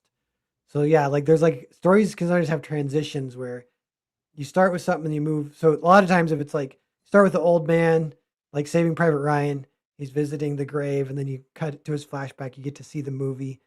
So many movies do these like little things, but that's a funny version of that kind of where, yeah, like just a page, but you kind of start with a little something and then the real story starts. yeah, you blast out through the airlock into space. Yeah. Yeah, that's fun. That's how isn't that how Kick-Ass opens? Yeah, totally. That's exactly how like that. Yeah. That's awesome. Yeah, that's fun. Okay, so that was the end of my presentation. I know I don't know if we got to the bottom of anything. can we even say? Well, Shane coolest O'Sullivan wanted to know what the book is called that you're reading from. It's called hold on. Herpaderp. It's called The Immediate Experience by Robert Warshaw. Written cover. sometime in the 40s. He died in the 40s. He died when he was 37. Damn. Cool. And That he blows. foresaw everything wrong with our modern culture. And yeah, a apparently. lot of what he's saying in the book is like totally happening now, but That I was assume nuts. way worse than he was ever worried about even. When you Google it to get it, the tagline subtitle is "In support of the second Mario movie." yeah. Yeah. It's gonna be People love salty that about movie. that. I like to know. It's just funny to keep doing a callback. It's good. No, the Mario movie vexes me and I haven't even seen it. You ever seen it? Watch it. It's not Well, bad. It's It's just great. the first one maybe. was better. I But think if yeah, I have to choose, I think I choose Sonic. So I think I Oh might yeah, need to- Sonic. Yeah. You want to I watch? think I fucking want Ru- to fight. I want to fight that dialectic. I want to join. I want it. That willingly for it. engaging with a dialectic, knowing the manipulation in play is great. That's fun. That's no, good. That's... I don't wanna. Damn, TC says Mario 2 is better than Weapons. Oh, Yeah. how dare you? I liked Weapons, but it's Now he true. has to watch it. Yeah. Though the weapons guy, he's doing a Resident Evil movie, and it sounds awesome. Ah. Wait, are you laughing like it's gonna suck? Or are you laughing because you think? No, I'm laughing at that's a beautiful, interesting thing the universe puts together. That'll be interesting. He would make a good. It would be an actual Yeah. movie, and it would be. And a you bit know what out of else? the Yeah, box. you're right. You're right. Yeah, because immediately too, all the people are like, "Oh my god, another adaptation that's not gonna have Leon in it. Probably zombies, probably run in it. Whatever Yeah, they say. Like, it's I a like bad the adaptation. first two RE movies. Yeah, they're kind of fun. I went. They were good enough for me to make my mom watch them. We went through like a whole. I watched films every Sunday with my mom. They went through watching all the Resident Evil films. Wow. Yeah, but so what they say about the new Resident Evil by that guy? I can't think of his name. It's like Craig Zahler, but I can't think of his name. But Zach Krager, Craig Zahler and Zach Krager. They asked him what it's because it's done and it's getting like screenings and stuff because in film Oh, wow. festivals. So people have Fast. been seeing it. They say it's 90 minutes and it's all one action scene. They say it's like Road Warrior, like Mad Max Road Warrior. 90 minutes? That sounds awesome. Yeah, it sounds cool. Like I was like, No, that's no, a no. really good idea for a Resident Evil movie. Nice job.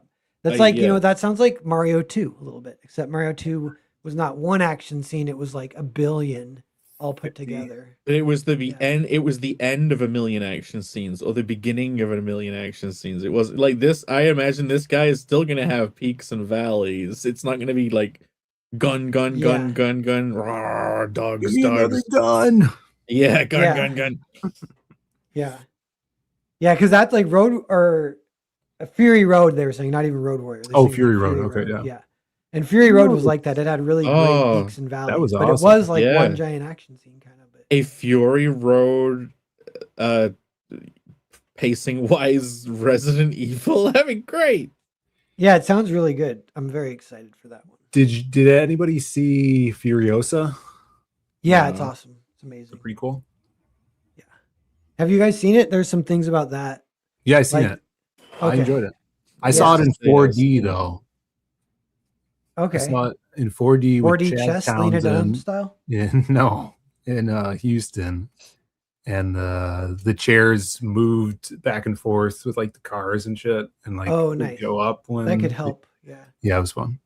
They made a version of the movie where she had larger boobs. I wish. No, 4D. so unfortunately, she'll never. I'm gonna take a break and go pee and grab a snack, and Pull then up. we can do second half for like half hour to an hour max. Pull up what my thing before you leave, then, just so we have a visual. Look, I I'll fixed be right it. back. Hey, look at it. Let's go. Yeah, he's jorking them. Yay! What's changed? The cards Before, around. look, I moved them around so it's the other way. Oh, you moved it. Okay. Like this one has Bancroft and Camel in the middle. I mean, we would not. Would we give them the prestige of putting them right in the middle? Maybe this is the order I could put them in. Yeah, I feel like this kind of looks better. Okay. Well, I'll But do this. I'll do this. Now you can see the line of attack of the slingshot. yeah, the reason it does because that, but also it seems bookended, you know? Yes. Facing inwards. Yeah. Like there's definite like a wall, Okay. more or less. But you know, I'll do it this way. I just presented it the other way so people would like really obviously get that it loops forever.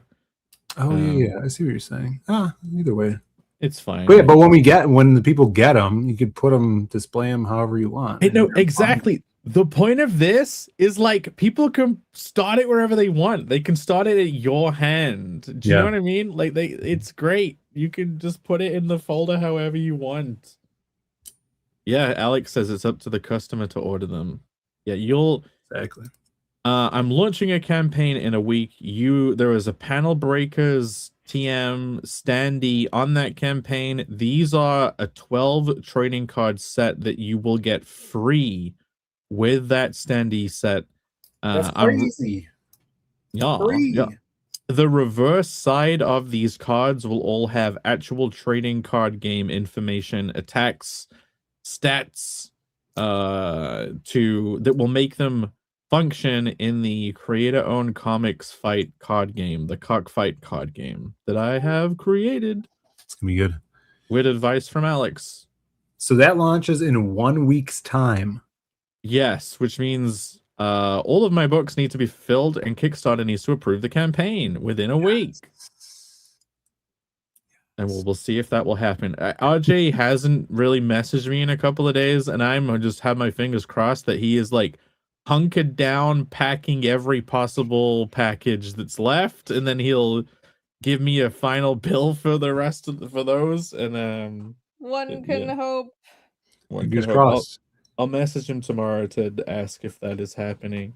On the back end, there has been so much conflict with the manufacturing side of the standees and pins again. And like I'm front loading it instead of having it afterwards. Like there was so much back and forth about the layouts of the standees. There's been back and forth about pins. I might have some news for people like within a month's time, but man, yeah, it's a pain in the ass every time. Like I said earlier, some people are just retarded. Yeah, you said that last week too. It's becoming a more and more common observation as It's time more like goes on. it's like a motto. Yes. Yes, Jake's rage There has you been have. manifesting more and more. Rage and disdain. Oh no, here's the thing. You know that whole people pull you into a dialectic thing? One thing that can free people from like a constant never-ending argument is just realizing your opponent in an argument is probably just retarded and not Machiavellian. You can then free yourself from caring about what they think or do. And then you forgive them. Yeah. And then someone else keeps trying to bring him up, and you're like, could you shut up?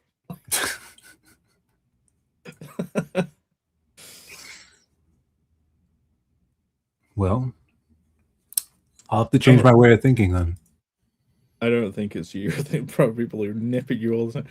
But anyway, I'm really fucking hype about these. These are gonna look so good in print, and they will have rounded corners because they're game cards. All the game cards have rounded corners. We'll have a whole little product, and then I'm only making 50. When we do the book that Pear's been working on, when we put that into a book, like hopefully next year, like there'll be some left over for then, and we can do more new stuff too as well. We can make the campaign fun. So excited. So excited for that and all the conventions. It's gonna be awesome. Yes. God, it's And not you got long. next long. week. So who's launching the campaign next week? Who's stream? Yes, it'll be me. Yeah, so that means you get to switch, Phil. Do you want to do it, Phil? No. Okay. That's good because I got a long weekend next weekend, so it would be better Cool. for everybody. No, I might be doing like, well, it won't be 2 weeks. Yeah, so it'll be me, and then Phil the week after. But then I'm Cool. closing my art book. So you again. You again? if everyone doesn't mind, I can do another week, and then I'm fine with I'll that. just step back for a whole month. Cool. Well, let's not go crazy. All right? Yeah, let's let you off the hook that. I will absolve myself of all responsibility. No, yeah. Look at did you see these pair? He put a camel and Bumblecroft in the center. Mm. So you can Move see them this- around. the shot. I'll make this the official order then. I love this camel design. It's hilarious. It's the design he'd never draw himself as, but it's still great. That's what it is. That's like you are the unattached editor of our lives. So you, without restraint and bias, you whittle us into these caricatures. People, but lovingly, but in a detached way, right? It's like it's not trying to impress you guys, and then it's also not trying to hate on anyone. I've drawn characters of people, and then none of them have ever been hateful, but they, some people don't like the figures that have been characterized, but I'm like, whatever. I want to make them smile no matter what. Like, there's no need to ever make a spiteful character. Well, you can if you want. It's very fun too, but That's a good anyway, I love it. So there is. I did hear about there's some psychology about when you draw another man as a small person, that it's like some psychology of you like trying to control that image and Camel. But the whole idea of Camel being really tiny, like a short guy, is for starters, you already have like 2 normal size height characters with Bancroft and Irene. You need short characters, so like me and Camel would both be short. Phil, you're extra tall, and Pear floats, so he's like normal height but floating. But yeah, Camel is essentially, he's a forever kid. Like he literally didn't grow up. Like he never This would grew be up. great. Maromi says no wheelchair. It would be so funny if he had a throne wheelchair, like it was the king's throne, but it had wheels on it. Yeah, maybe. Yeah, here's the thing with jokes other people have made. They're just they're just never funny. Especially if you keep repeating them for 5 years. They get even funnier the more you say them. The wheelchair thing? Oh my god. That's the best I've never found the camel wheelchair thing funny. It's everyone on a stream. Oh, someone is in a wheelchair because you never see their legs. It's like PewDiePie. That's lore. Oh my god. Then there was the picture of him and Cecil today. I don't know. It was before my time. Let me see if I have it. Is a common joke, though. It's the most common joke. It's not funny. Common joke about the rage. Don't take this away from him. Oh, why can't people learn to be fucking funny? Sorry. Rage. Yeah. Why do people suck? So endearing. Look at this. This picture was Cecil and Camel, and he's being propped up because he's now standing. It's the first time anybody's seen his legs. So you had to been there.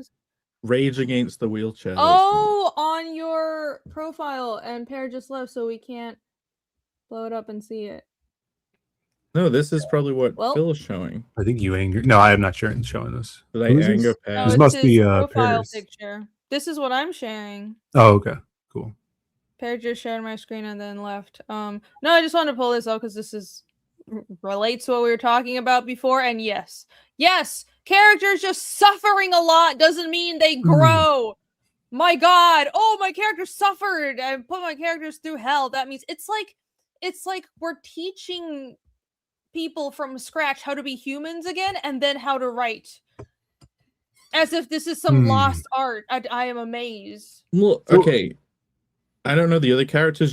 Steven Universe, I actually, when I watched that originally, I'm like, is the point that he's retarded? Like, I actually thought that that the whole the like soft part of it was like, let's make a character and he's actually retarded, but that's okay, you know. But it's not what he was supposed to It didn't be feel like that. in the Yeah, show. Yeah.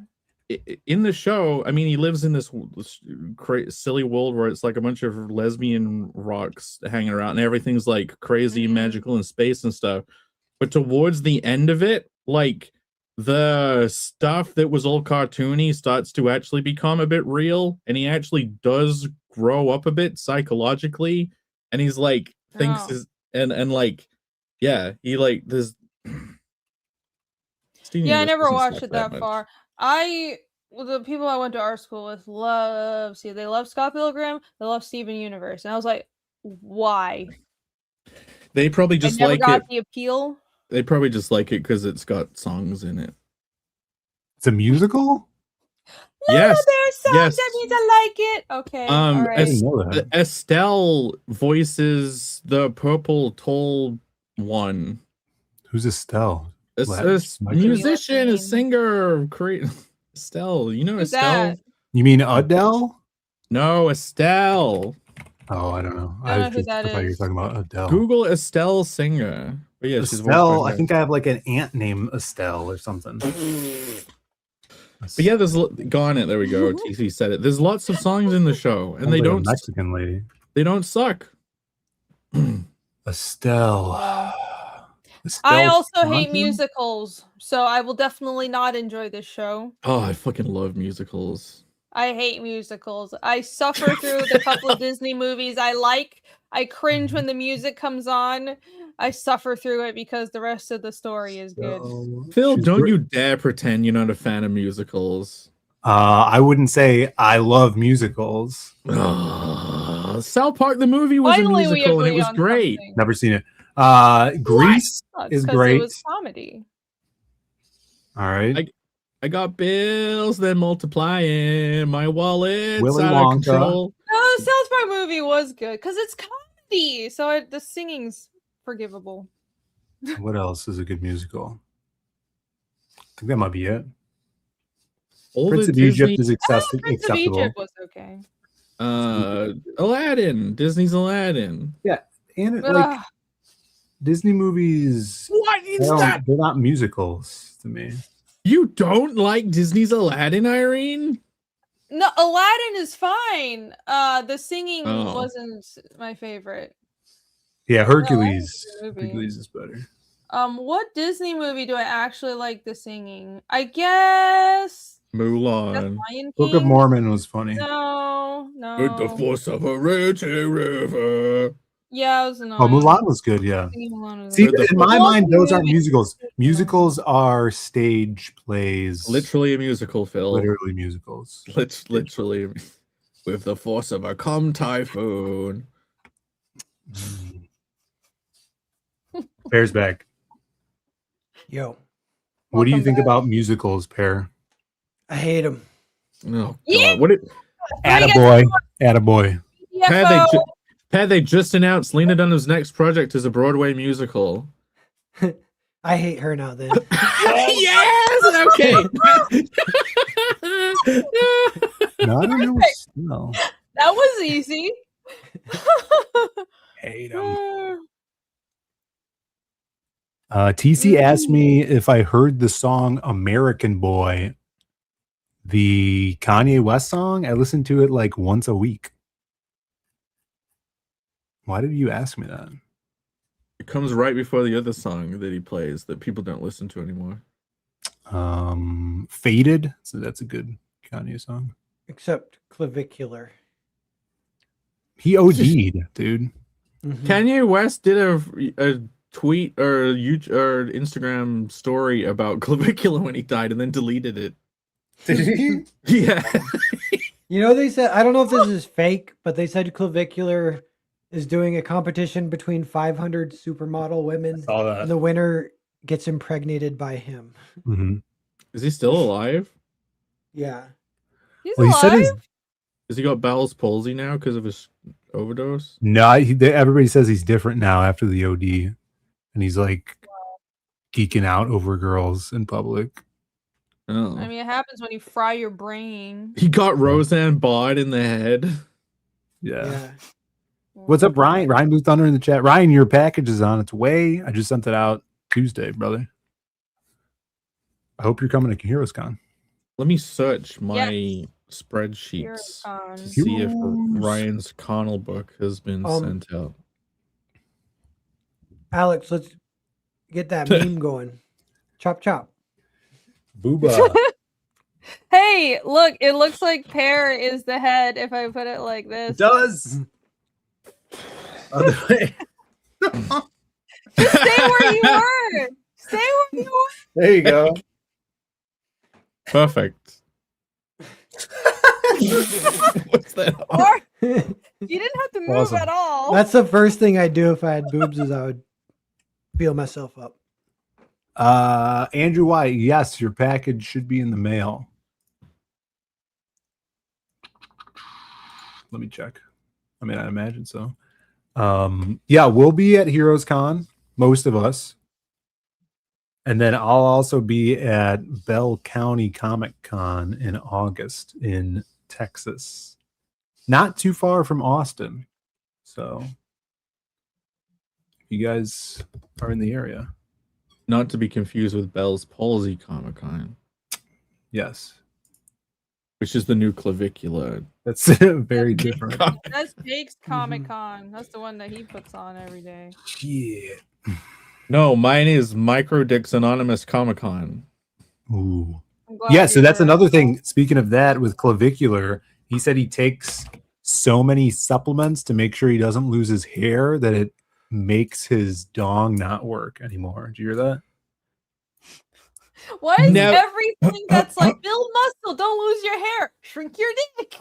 I mean, look, for some of us, it's a gamble we're willing to take. I wouldn't, if some of us want to keep our hair, what is more important? Hair that everyone is going to see all the time, or a dick that no one's allowed to see all the time because you get arrested?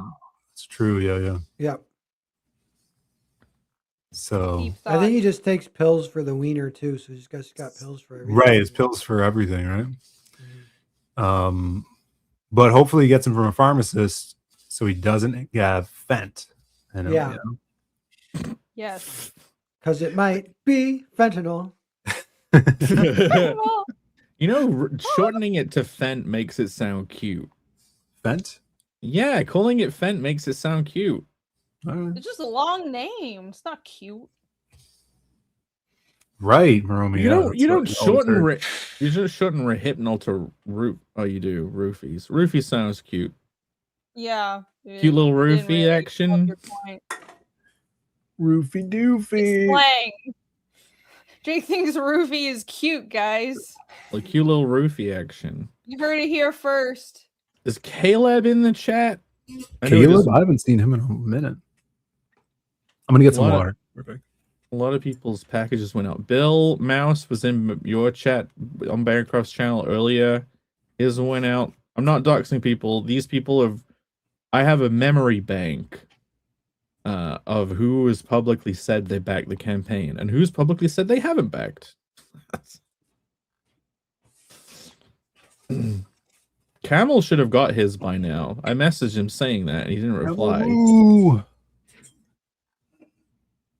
You got the tracking? Yeah. I specifically asked for the tracking of literally everyone just in case they asked, so I can that's good. And he says people don't usually ask for that. Like, people don't usually ask for all this information. I'm like, well, if they want to know where it is, I want to know. I don't want to just hands off. Andrew White says, hey Jake, do you have extras? Want to buy? Are you coming to Heroes? Because I will have books there. If not, launching next week and you can get it on that campaign. And then there will also be another way, but I haven't announced that. Andrew Wyatt, what's your order number or name? Because it's not Andrew Wyatt. Yeah, don't dox yourself, just give us your order number. I mean, unless you want to dox yourself. Yeah, I assume do it. people generally don't. Assumptions are the mother of all fuck ups. Maybe people do want to be doxxed. Yeah. Great line of thinking. Is it 497? If so, that might be you. And 5. Andrew White says his name is on his Twitter. It's Andrew White. What's your? How do I find your Twitter? I know his name. Yeah. Oh, okay. That means you can say his name because it says it's on his Twitter. Yeah. Well, everything's gone out, so it's in the mail. He's on Riot Twitter. Andrew East of Weistman. Oh yeah, that's right. Weast. What was I Thank gonna you for say? the link, Marmy. Pair. When you go to your parents, you pick up your packages. Before you open Jake's box, open mine, and then read the book. Okay. No, open mine first and Or read that yours first. No. Ah, Oh fuck. my god. What if I open Phil's first and then Jake's book is in it? That would be crazy. Oh. That'd be crazy. Be a little switcheroonie. I'm excited. I wouldn't put it past you guys to pull one on me like that. You wouldn't read it out of spite. The level of trust is so low. But we've done everything to be Man. trustable. Betrayal. Definitely. The most trust demonstrated, but the person trusted least. I'm excited for a pair review. Ooh, a pair review, which is kind of like a peer review.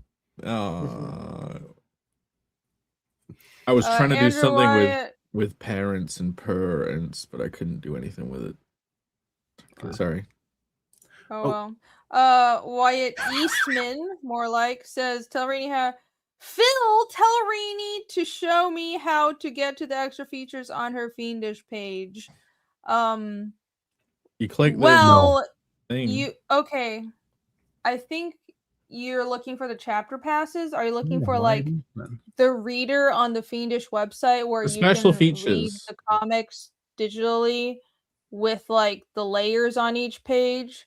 If you're just looking for the world building, it's in the world building tab. If you're looking for the digital reader, that's the chapter passes. So go to passes and go to the chapter passes, and you buy a pass for each chapter. That's where it is. If that makes sense. I hope it does. Fiendishcomic.com. Check it out, guys. Pear, do you want to share my screen for 1 second, and then we'll probably I'll pull up the new sketchbook campaign too. This is 9 minutes left. Shout outs to Kenneth. Broken 4. Have you guys? I think this is his first time on Kickstarter as well. So this is rounding out its. I think it was up for a month, maybe. And 9 minutes left. 9 minutes to go. So if you guys have not grabbed this, check it out. Crazy cool books. I actually grabbed the mini comics as well this time because I think I missed out on them in the past. So I'll drop this link in the chat. Amazing stuff. The interior art on this is so crazy. I believe I backed it. Look at that. That's so that looks so good. So how many minutes left? Kickstarter. 8 minutes. 8 minutes left. I think it's gonna close for good because we do not even know. We do not even know that. Do not got that info. I don't know. They have a storefront now. Is that correct? Yeah, but you have to say that you're doing that. Right. You have to say when you make a reward tier, it's like this continues past the end of the project. Mm-hmm. Epignosis, grab that, and the minis. Yeah, same with me. I think I grabbed 2 of the covers on the minis. And then over here we got Incurvate, an art book by Irene. Yeah. Woo! Yes, this is my Fantasy Ladies art book. It is a long time in the making. The art within has been done over like the past 5 or so years, and I've been planning it for a couple years and teasing it here and there, but yes, it is finally here. It is 72 pages of curvilicious goodness. I have both a hardcover and softcover edition, and the art is like 99.9% done. I'm waiting on like 2 pieces of colors, but everything else is done because I want to go to print the minute this campaign closes. I've literally talked to the printer. I'm like, the campaign closes on this day. I'm going to get you the files this day. I might even get them the files before. Bancroft is already working on the pre-press. So You guys, yeah. super fast turnaround because I want to have it ready for Heroes Con. So you can pick it up at Heroes Con if you're going to be there. But only you can only get the Titilleth tier on this campaign, and that it'll be coming up in a bit, but on the big box tier, the bundle tier on this campaign, that has everything on the campaign that's related to Incurvate, all the stickers, both hardcover and softcover editions, and you have a campaign bundle exclusive print and a bundle exclusive sticker set. So those exclusives you can only get on the campaign in that bundle. So if you want those things back at right now, or if you don't and you just want the art book, come find me at Heroes Con in June. Cheers. Those stickers are so cool. Those are like the They're best huge. stickers Thank too. you. Oh, the little ones. You make a face with them on your drinks bottle. Yeah, it'll be a janky face, but you can be creative with those. It's a floating face. I wish I would still have a car by the time I get that those stickers, so I could have put them on the back of my car. Oh, your car's getting impounded? Yeah. Inbound. No. Well, my condolences. Hopefully there will be another car. Maybe I'll get a fancy electric scooter and put the stickers all over that. Ooh, Vespa. Good thinking. Mm. You get one of those. Epic Gnosis says he grabbed Incurvate earlier today. Thank you. Yes. Hell Thank you very yeah. much. Were you the one, Epic? Were you the one who got the big Bundaroo during Bancroft stream? Big Bancroft Bundaroo. Big Bundaroo is definitely the recommended tier here. That would be a hilarious name for another campaign. Big Bundaroo. It would be the Titilleth. It'd be a South Park reference. Oh, is it? Yeah, it's they Japanese, I'd imagine. Yeah. Yes. Yes, everyone else is sending back right at the end. Hell Thank yeah. you. I appreciate it. Yeah, I figured because I did say I would run a Kickstarter later this year. Yeah. After Phoenix is fulfilled. So I think some people are waiting for the Kickstarter, but also like, you can get it earlier. It'll be a quick turnaround. If you want it, if you like it, if you like what you see and you want the book, just don't think about it. Just back it right now. You'll get it soon. Perfect time. Check it out. Ooh, Updated website. It's updated. Also, I've been conflicted over whether to make the main cover blue and red instead of green and red like it is, because then all of the covers would have a blue and red thing going on. But I think I might keep it green. But for the website, I changed it to blue. But yeah, you can go to connellcomic.com. There is a giant sign-up box here. It will not pop up. It will not harass you yet, because I haven't figured out how to add that. But we're launching next week, April 30th. Go sign up if you want the Batty card, and I'll make sure this one is cut properly. Batty's cute.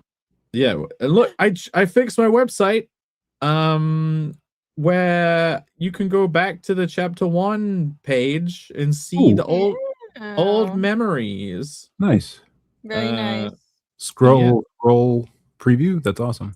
Yeah, and now the logo doesn't stay at the top anymore because apparently it was for like every page. But yeah, you can look, they glow orange, and then when you go to the side quest thing, they glow red. Yeah. Cool. Yeah, very cute. So today, I actually revealed. I'm gonna dig out the tweet. The cover, the full cover for the first book, and thank you to everyone who liked and retweeted it. It was very very helpful. I think we nearly got to like 40. If you want to go and find this tweet and give it a like and give it a retweet, it'll really help it. I even did it myself. Anyway, Helps. yeah, this is the cover for the main cover for Conan the Barbarian Side Quest 1. Aww, 40 page. dragon. It didn't. We also revealed the name of the dragon today. Did you guys see? Yeah. No. Me. Okay. It says cover reveal. The upcoming book launch is only 1 week away if it gets approved on Kickstarter. Side Quest 1, Bad Dragon, 40-page adventure, chronicling. 40 pages is a lot. How long is the main installment? 50. Okay. This is This like is all the barely book. a side Pretty book. similar. Yeah. I know. Overachiever. Just call it Carnal 2. No, it's Side Quest 1. It used to be 30, but I found some great places to add more pages. So you used to only have 30 guys. It's priced at a 30-page thing, even though it's 40. So this is going to be huge value. This will be a little bit cheaper than the normal series. But yeah, 40-page adventure chronicling Connell's attempt to become the father he never had to an evil dragon prophesies to bring about the end of the world. He can't be that evil, right? Not with a name like Brimdoom. Ooh. Little Brimmy. This is it. This is the dragon. Brimmy! I love him. He's so evil and cute. I've been looking forward to revealing Brimdoom. What is going on down there in the corner? It's nothing that you can't show. It's actually fine. Everything's covered. But yeah, those are the Fafu no Jutsu clan who have prophesized that the world will end thanks to the hatching. Is he holding up 2 fingers? He's should be probably pointing and saying get them, but he's instead holding up 2 fingers and a peace sign. Who knows? But yeah, they're very moist fingers too. Wow. This is an ancient order that gains magical ability by repressing their horniness. Yeah. The Fapu no Jutsu clan. And they are trying to stop this dragon. And of course, like all of these stories, Connell just gets himself mixed up in it somehow. In fact, if I was to go to the Kickstarter I'm working on, I could read the little tagline that I wrote. Well, I love that it's happening so quick. Like people are going to get their books and then they could read it and jump into the next installment. Yep. People will be receiving it like while they'll have it in their hand. Right. They'll get their package. And then it'll say launching April 30th. They'll look at the fucking calendar and be like, wait a minute, that was yesterday. Yeah, exactly. They'll go straight to the campaign and go like, holy shit, this is like pumping. This is popping off. Check out this meme. This is amazing. This looks so good. They're getting better and better. Phil gets to Alucard right in the middle yet again. No, but look, He's look at unofficially becoming our leader. I'm getting Drake is like Blade. That's so sick. We're all vampire hunters. Alucard, Blade, Dracula. You're Count fucking from the I'm Muppets. nerd. Yeah. Oh yeah, Count. Oh, he has a puppet. Oh, What's that guy's name? Why are you showing me this? Why Count are you you. showing me this? Writing that in a notebook is hilarious. Yeah. That's a crazy person. Hold on. Let me address Wyatt asked something in chat. He said I bought the big membership thing. You said it would have all the stuff, the master plan. Right. The plans are in regards to the blog. So if you buy any of the website plans, all the behind the scenes stuff you get is in the blog. For the chapter readers, it's a separate one-time pass. But yeah, if you have more questions about that, just DM me. We'll sort it out. Anyways, continue. TC says brim job. How dare you? It's pretty good. Oh my gosh. Night Quill's surf. I look like Ninja. fucking Maleficent. Yeah. Canonical. Wow. I guess so. Alucard. Oh, there's Woody on the tip. What? He's blending in. That's It's awesome. asshole He's Woody. dancing. Moving out. He's hanging Just out. dancing. Holy shit. Yeah.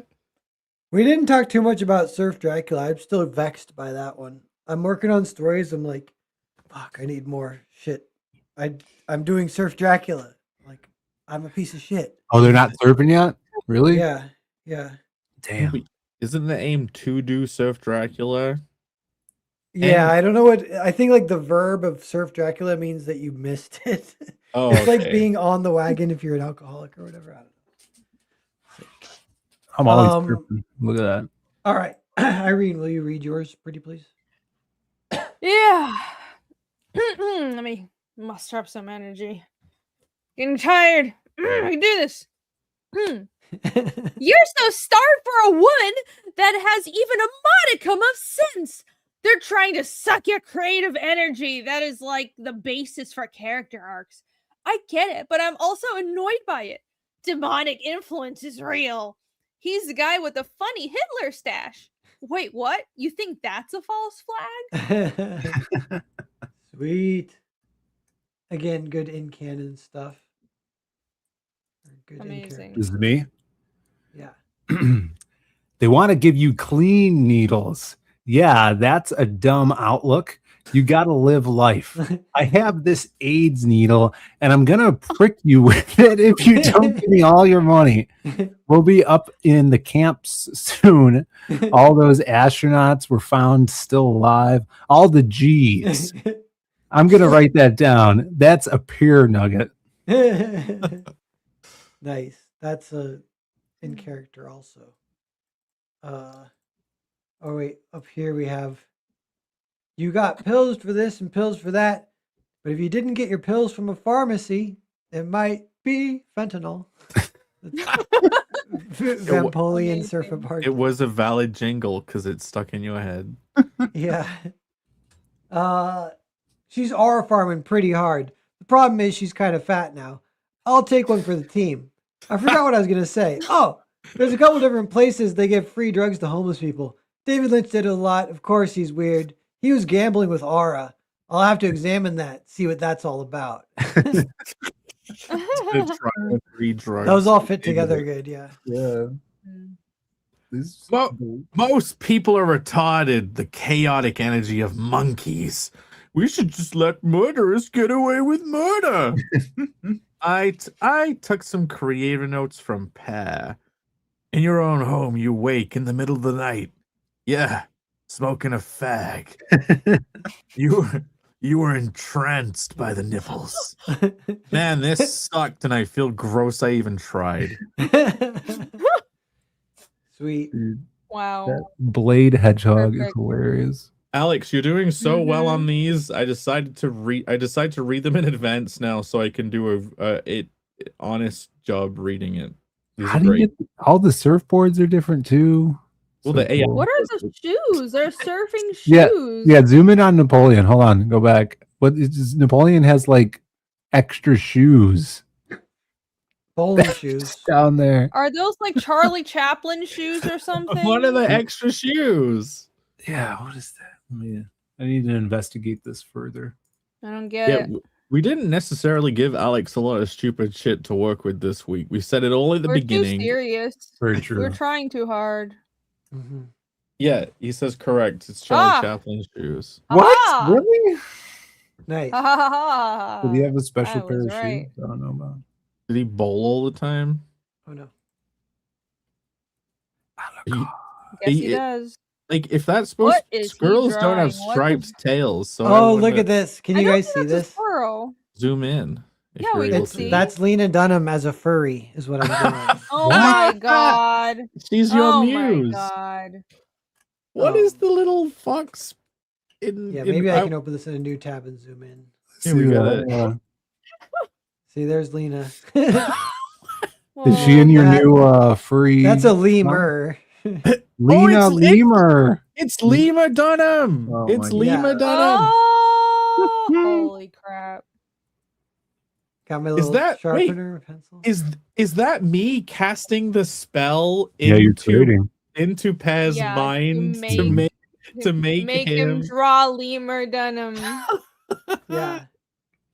I gotta get it right. There's all real drawings of mine in the back. It's funny. Aw, yeah, that's that's a good one. cool. This Um, blow font. Fun. Okay, next one. What else we got here? Oh, this hurts. This hurts. No, hurts me. that's brutal. Look, it's right there for the Oh. taking. You can just see how easily it just gets scamped. And you can see how easily you could have locked it up. Yeah, there's a bike rack. Worse.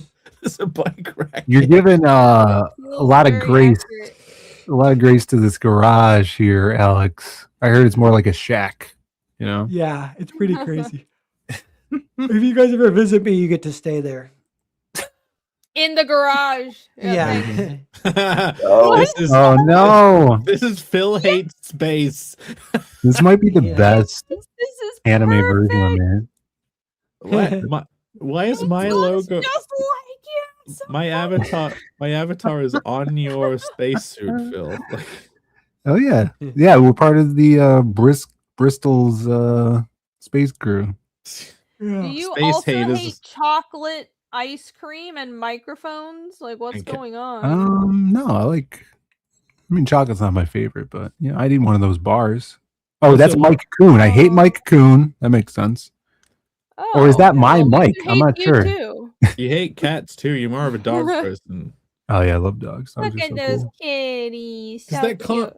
It can't be us as cats. Because So pouty. No, This is it Phil is so good. pouty. Yeah, pouty Phil. I like it. Yo, Gandalf, where'd you get those sweet robes? The SPLC sent me a fat check and this new drip. Oh my god. Amazing. Alex has decided to make his own stuff up now. That's great. That's awesome. This is great. No, this is great. It has fucking nothing to do with what we were talking about, but I appreciate it. That's hilarious. Not one Thank mention you. of that's great. I love it. I Wow. think there's more. He said there There's- were like 6. Yeah, Oh, really? Alex was having Yeah. fun today. I'm Alex, excited. you're a madman.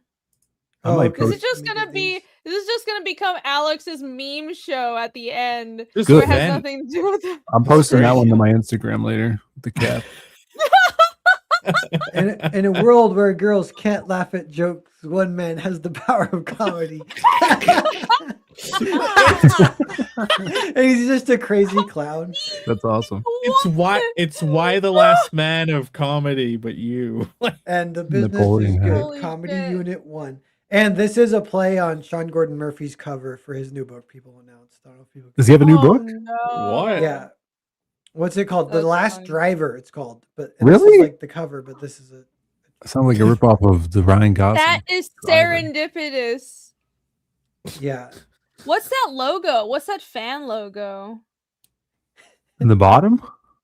Yeah. Oh. Maybe it's a It's It's also on the hallucination top. from the machine. Oh, maybe he used that cover. I don't know. The next one's It's- good. It does make me laugh that if there's one guy who can like unlock the secret of like making girls laugh, and he's just a creepy clown. No one went that hard. Everyone pulled it back so much that just becoming a creepy clown is peak comedy again. Just go all the way. He has a Yeah. nose and it's giant and red, not like a normal nose. And when he squeezes it, it goes honk honky. That's He's a amazing. honky who go honky. Honk honk. Save. Can we move on? Open up the folder.